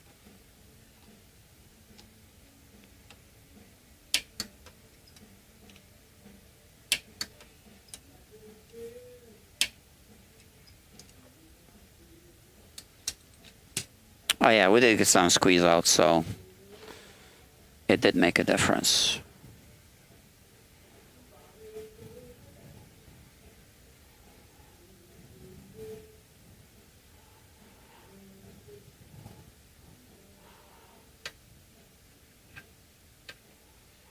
This one's a bit high.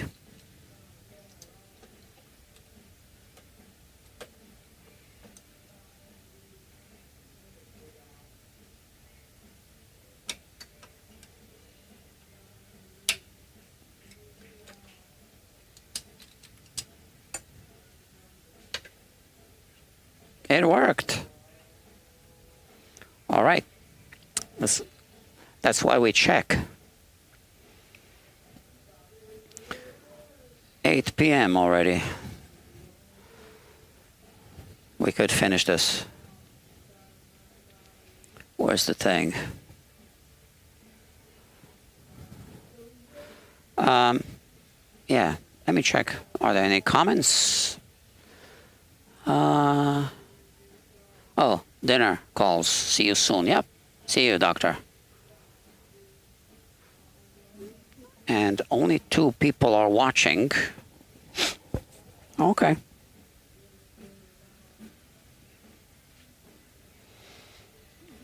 So I do have an audience. So I don't know who's watching, but you can ask me technical questions. This is one of the reasons for this live stream. Well, now we have 3 people watching. Not a very popular channel, but I'm trying to make it more popular.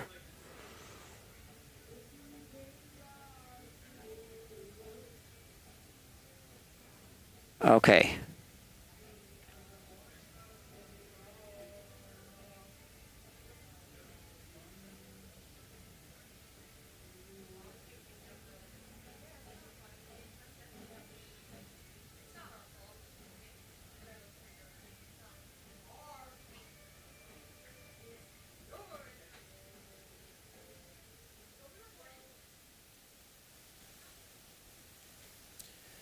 So this is the 7th fret now being installed.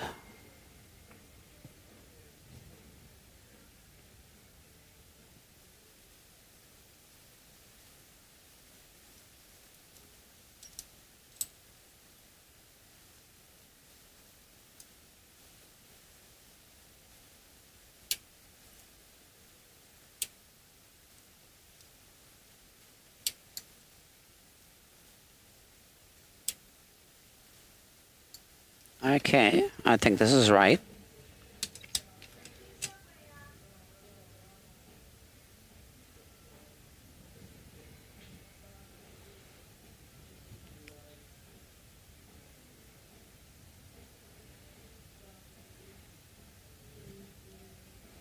Like I said, I'm not worried about squeeze out too much because it's fish glue. All good. All right.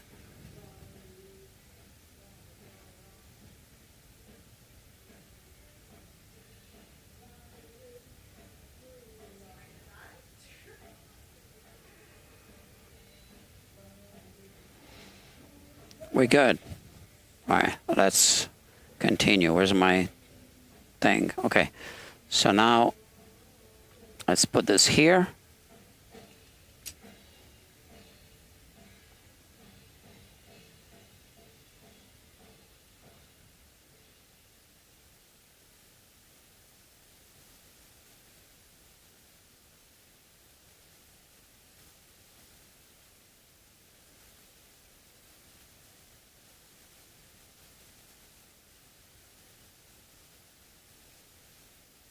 Okay.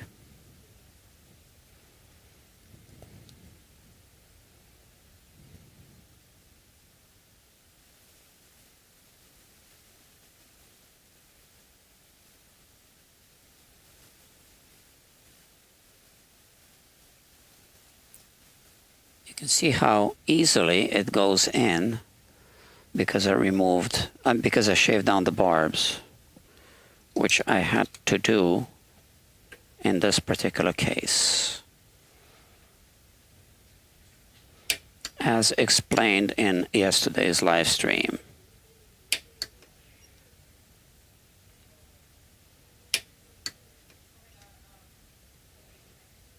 Oh, too much. Okay.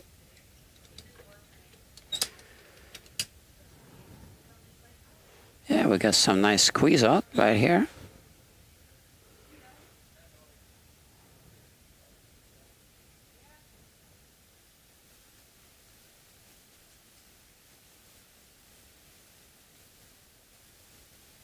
I'm going to take some time off on Saturday and make use of the rehearsal studios here. So I've been invited to join a group. So still might do a live stream on Saturday, like the earlier part of the day. And then I will take a break.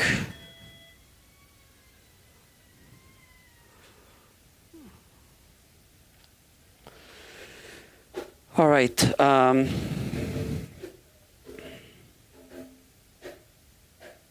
This is going well.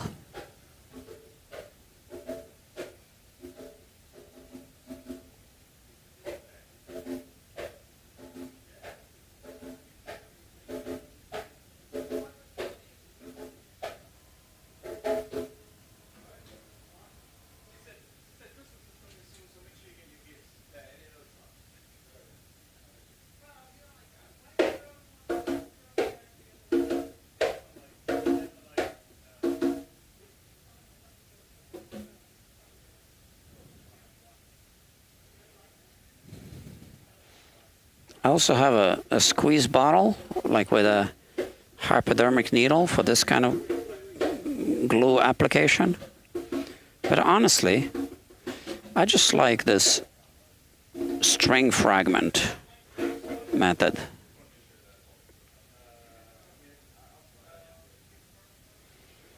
I think it works better.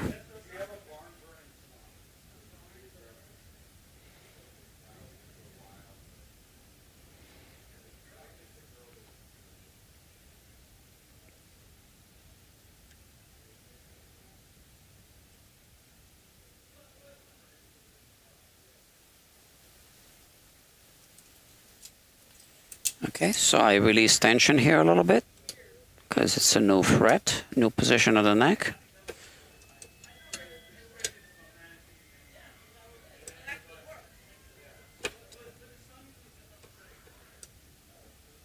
Basically, the neck is thicker here than it was there. And now I just add some tension. Here, dial it in until it feels right.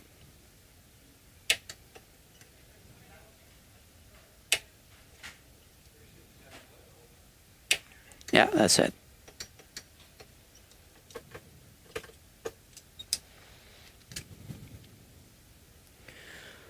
And all right.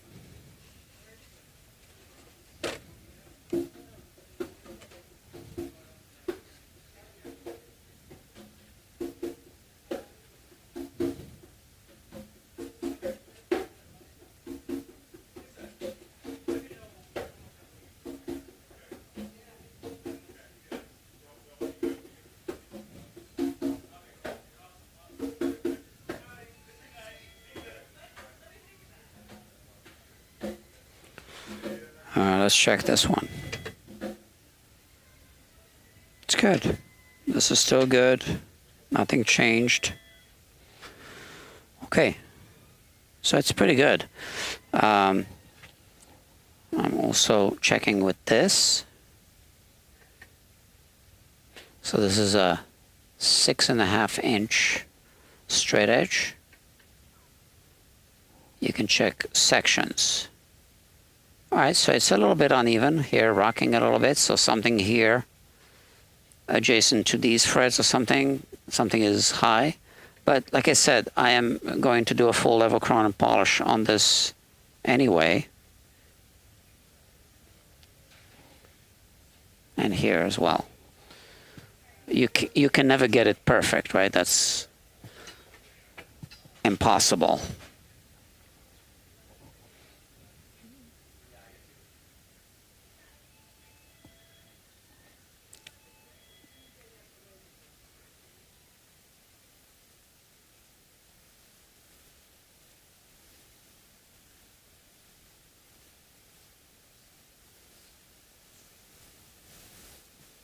Oh, yeah. It's nice to see everything's in operation. Yeah, I yeah. wasn't sure if you were taken by the red coats. The red coats? I don't know. Oh, no. They are, right? Okay, see ya. See you later. Bye-bye.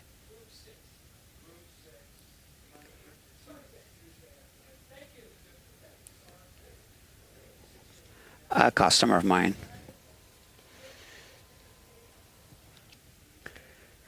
He's the one that said that this place looks like, when he comes here, like a Mount Sinai clinical center. Oh, I better put the fret there first. He said, yeah, when I come here, when I bring my guitar here, I feel like I'm bringing it to a Mount Sinai medical center. Yeah.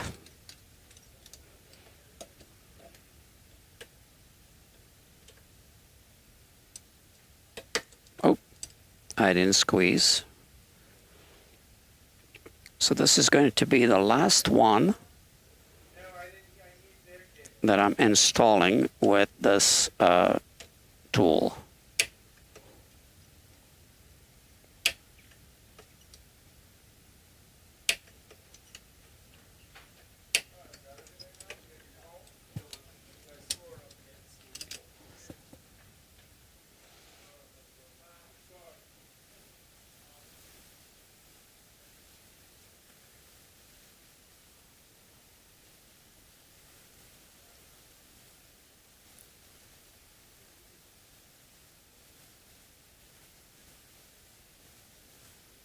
Okay. There's some glue here. Let's check. So now, good. All right. So now the question is what to do about these frets. So here's the challenge. So this doesn't fit on the 11th fret anymore, right? And that's because of, you know, the transition into the heel of the neck. Right, it's just not going to work. So what do we do? We have options. First of all, since we shaved off the barbs down to the bare minimum, we barely have any resistance. I can just push them in this way. But honestly, I need to think about it. I haven't thought about through this yet. So this is one of the tools that I use. It isn't the only one.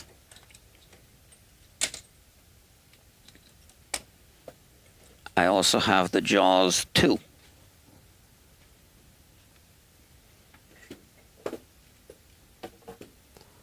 So this tool is called Jaws 2. The first tool is called just Jaws.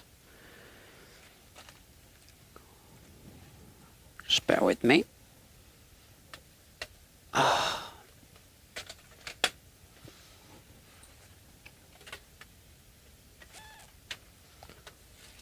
Where did I put that thing? Or those things?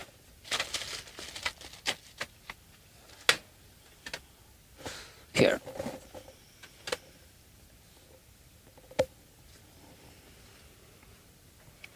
So this might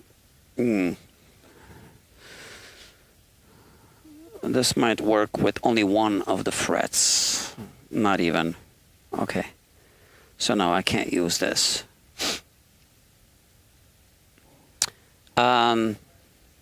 Yeah.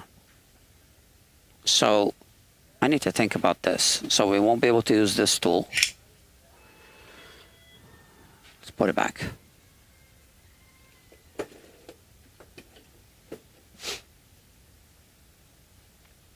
And I'm also refretting this guitar, by the way. See, no frets. I already removed the frets, but I need to resurface the fretboard, the fingerboard first. Playing it down just to make it nice and even. Yeah. So we have options. We can use the good old hammer.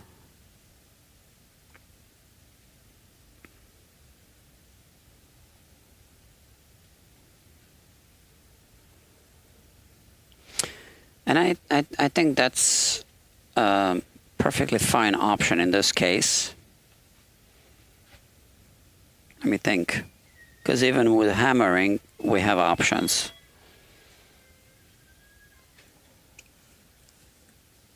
Ooh, sorry. All right. Let's see.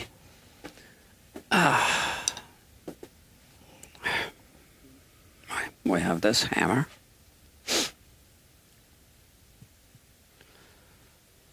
Why don't I remove this caul from here? This 12-inch caul.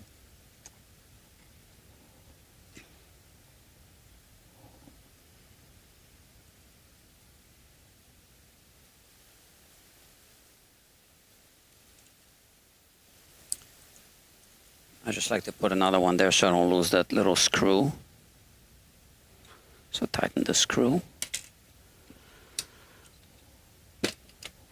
All right, so we can tap it in. That's just another technique. Let's do that.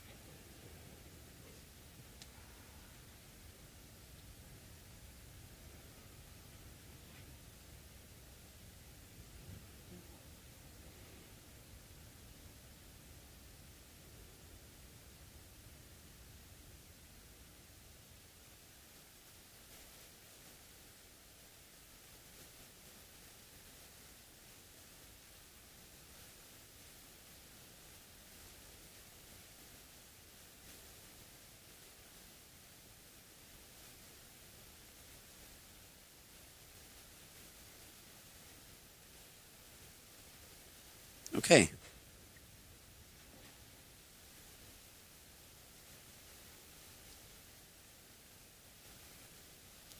What is this? The 11th fret. Okay.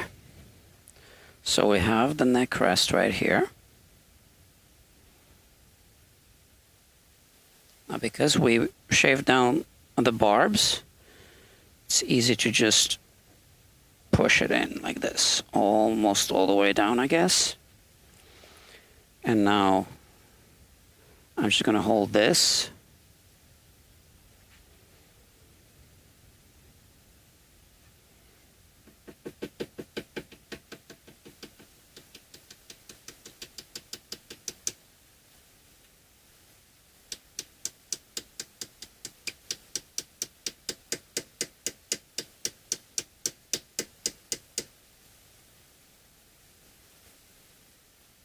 We have a little squeeze out. That's a good sign.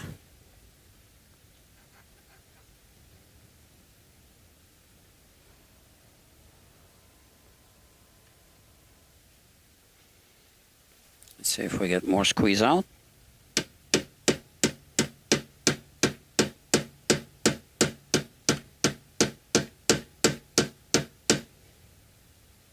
Yep.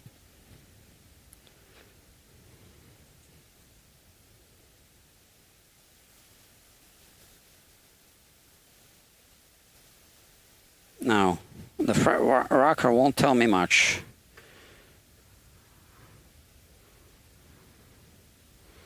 Because if it's too high, I won't know until I install the other fret. Yeah, we need the glue first.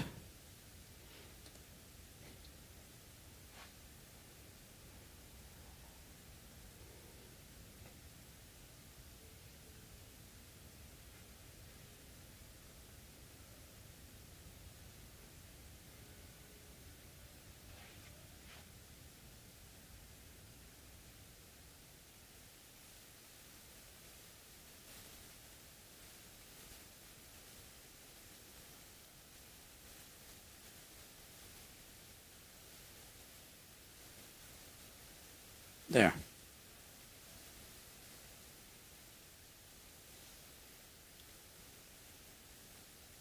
Where's my cap?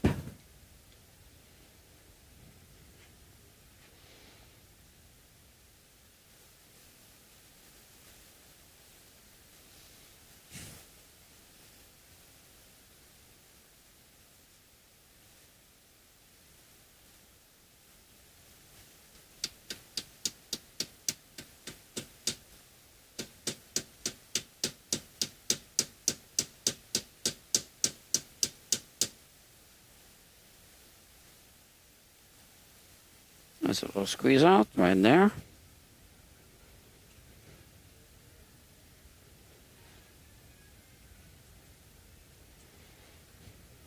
Now let's see if this one is high. No. Okay, good. All right, so we continue. 9-1 frets.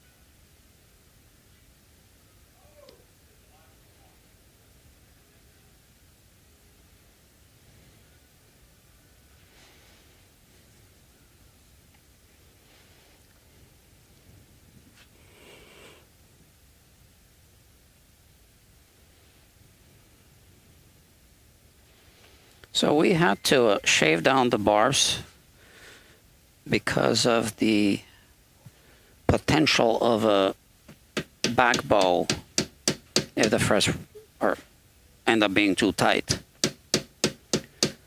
But honestly, on these guitars, like the fingerboard extensions and stuff, you should do that anyway.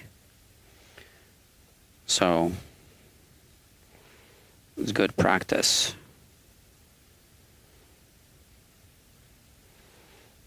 or acoustic guitar fingerboard extensions.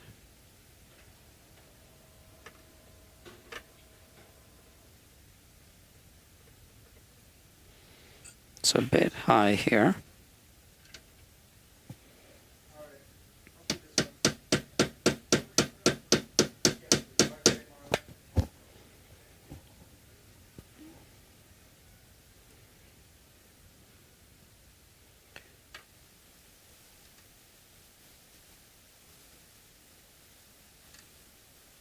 Okay, good. 2, 4, 6, 8.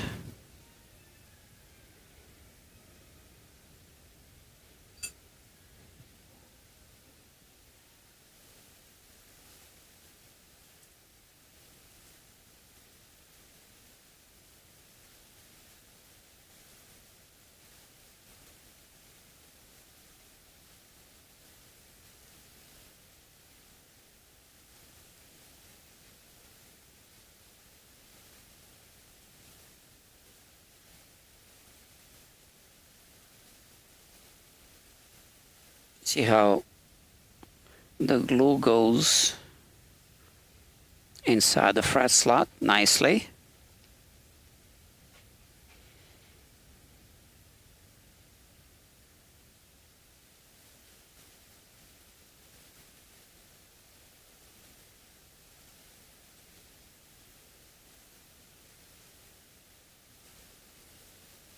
Okay, good.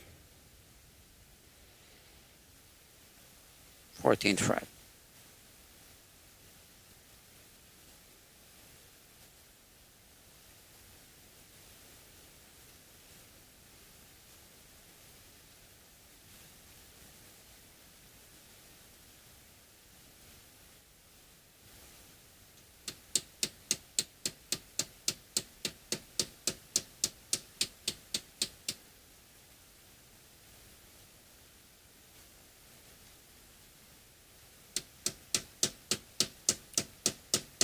So yeah, so if you just tap it with a hammer, you can end up with a slightly wavy frets. Another technique is to just use a dowel and tap, tap, tap, tap, tap. Again, but this way we're using this radius, 12-inch radius, and you know, less of a chance to end up with something uneven.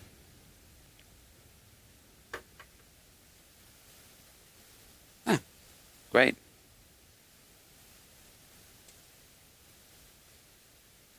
I want to finish this tonight.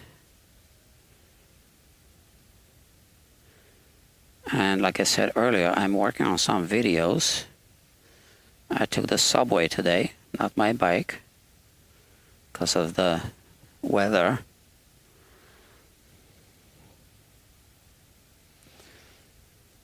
So I have my laptop computer, and I'm going to put in an extra hour of work on the video that I'm working on.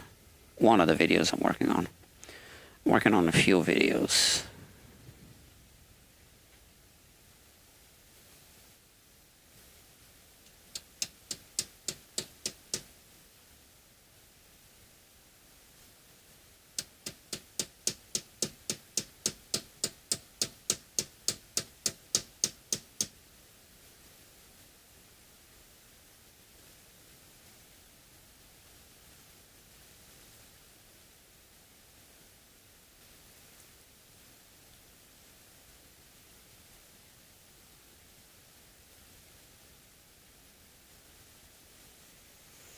Let's see. Yeah, nice. You know, kind of feel like checking. Yeah. Can I show it like this? Kind of. Let me,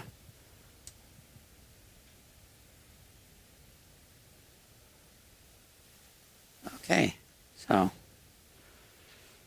looks good to me. Okay, what is it, 7 more? 2, 4, 6. 6 frets to go. Yeah.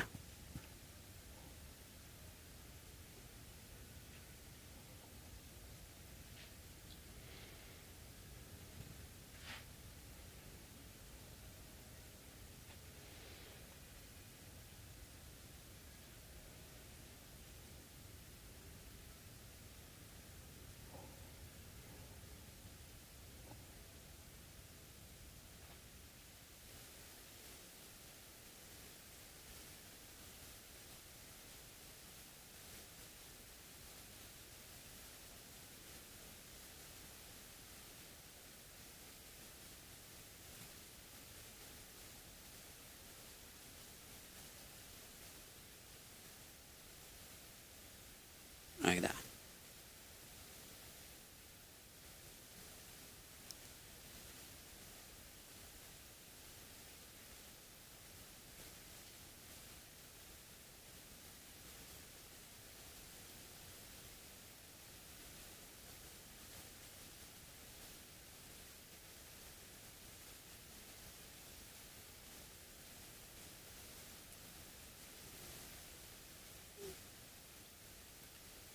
Okay. This one looks messy. Maybe I put too much glue.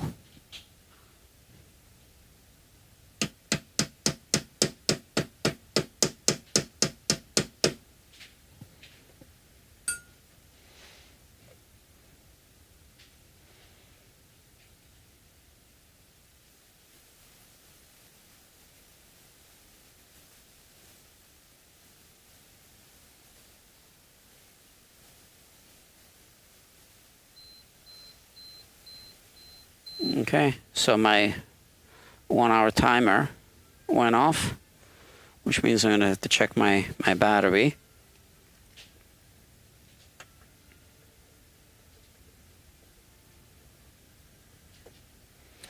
Okay, that's good. Let's check the batteries here. Okay, all looks good.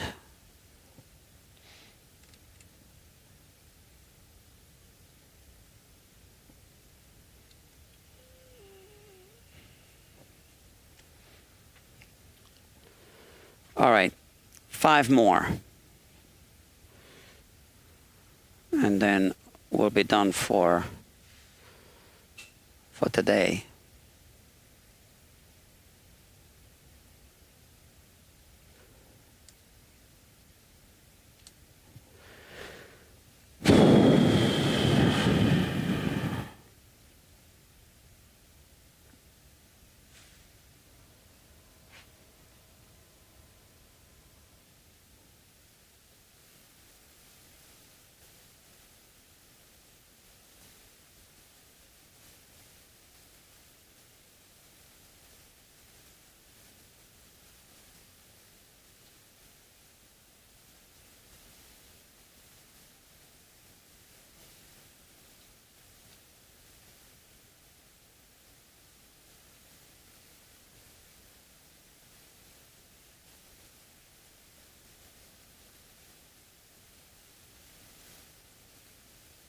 Nice.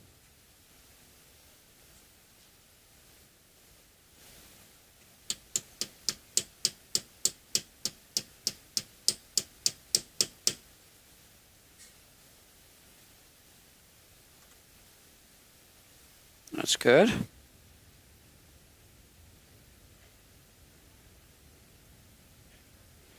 So because we are not detecting any uneven frets, I mean, not to an extent, so there will be very little leveling needed to be done, okay? Which is always a good thing.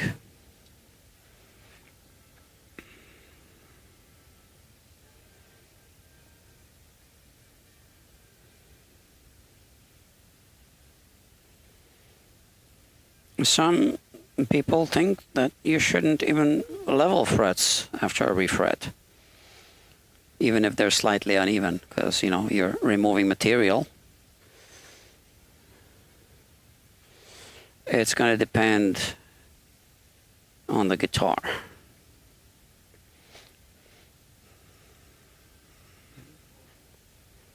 All right.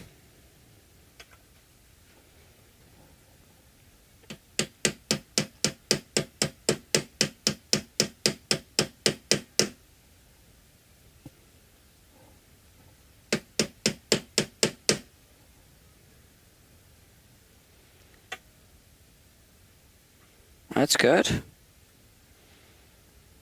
Very little squeeze out this time.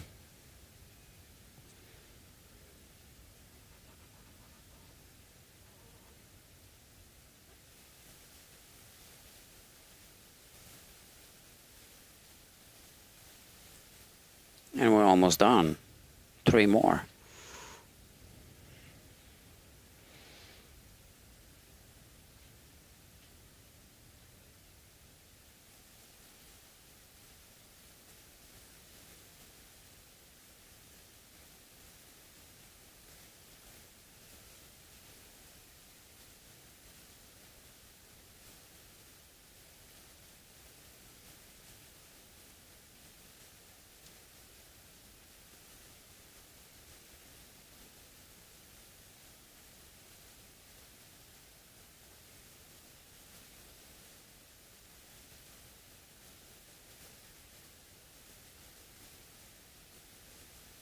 Okay.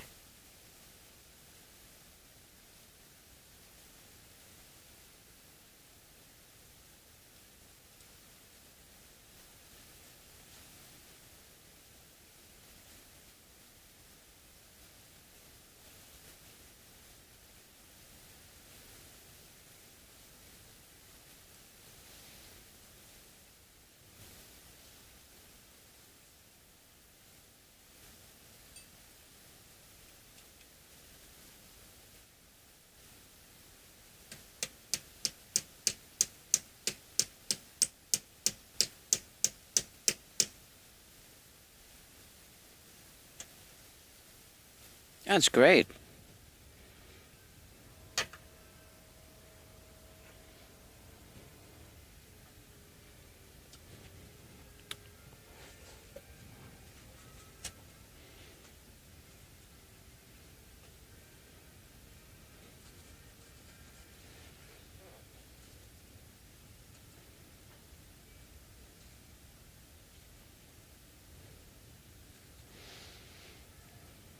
Okay, we're almost done. 2 more.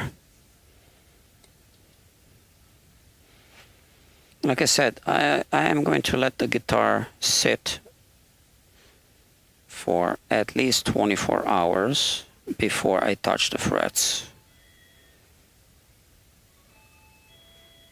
Because these frets barely have any barbs left.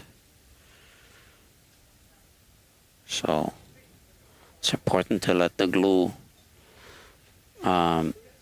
dry up.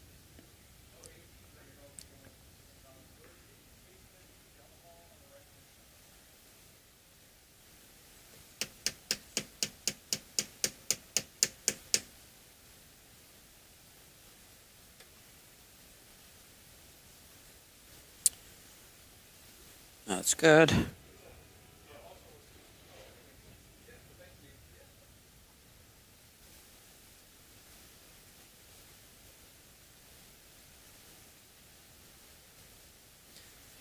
Just 1 more.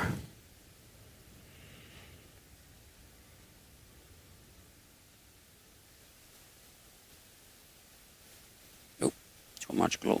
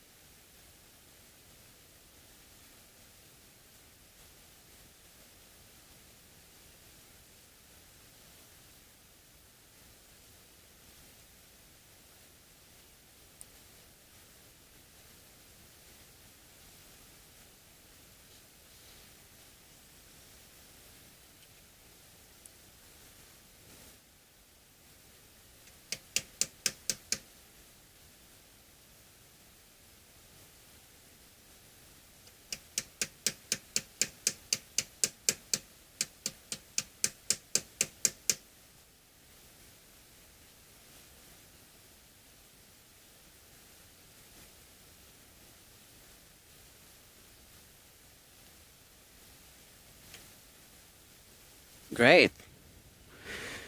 Uh-huh.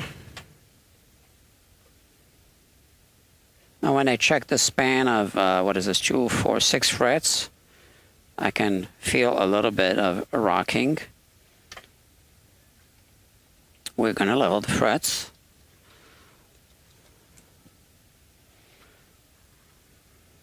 So this is also a special feature if you like, sharp frets. We can just leave it like that. This way, you grip the neck, your hand doesn't slip. It's a safety feature. Some people like it. Oh, there's a new comment. Oh, Dr. Slam is back. I guess you missed the best part of the show. Did you just join? I guess you did, right? Just now. 5 people watching. So this is the end of the show for today. I was talking about some Fret Lab Pro features before. You might want to watch the replay because I revealed some secrets. Check this out. All right, so let's look at the reflection. We have a nice and even reflection. You see that? Okay. So it's not zigzagging. And I am just going to put the guitar in its case right here and let it sit for 2 days. How about 2 days? Yeah. I got other guitars to work on anyway. But I just want to make sure that before I clip the fret ends and start filing them, that the glue is completely dry and stiff so that the frets don't move. So my work is, requires patience. And the customers who bring their guitars here are also advised in advance that, it says right here.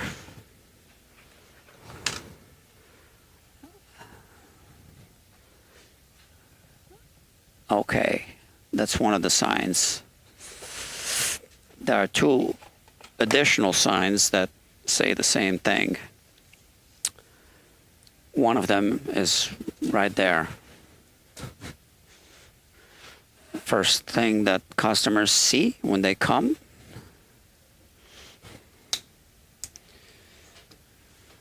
This is one of the signs that they see. So there is a sign. I have to turn it in this direction.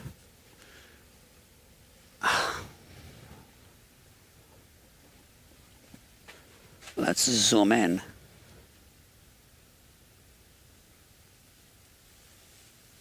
Let me set it up nicely. Okay, ready? Check this out. Okay. So that's the message. And I'm serious.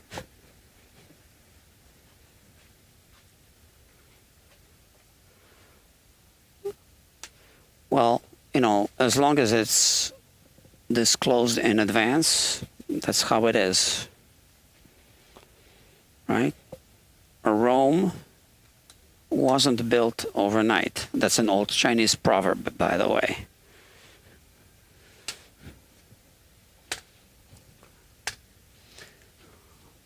Alright. Okay, friends. We've come to the end of this live stream. It's time to say goodnight. Well, it's time to say see you next time. I need to vacuum my workbench.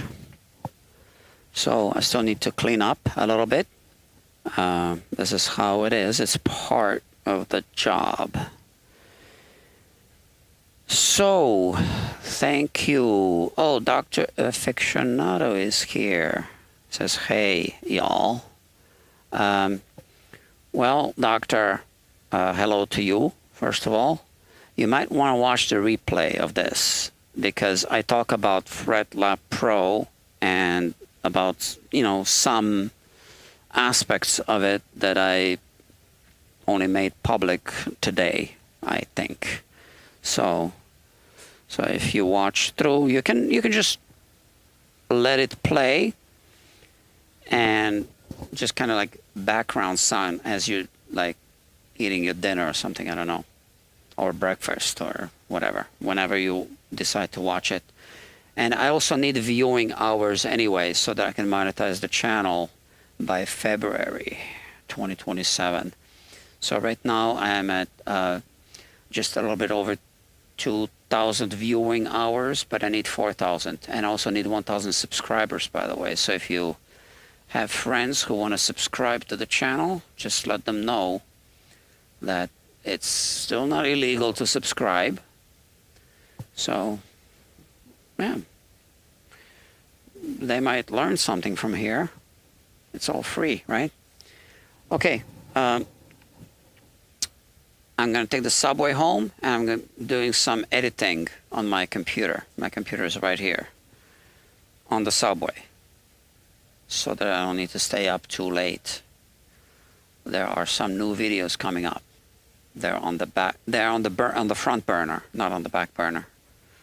Okay, so thank you all for watching, and good night, and I'll see you next time.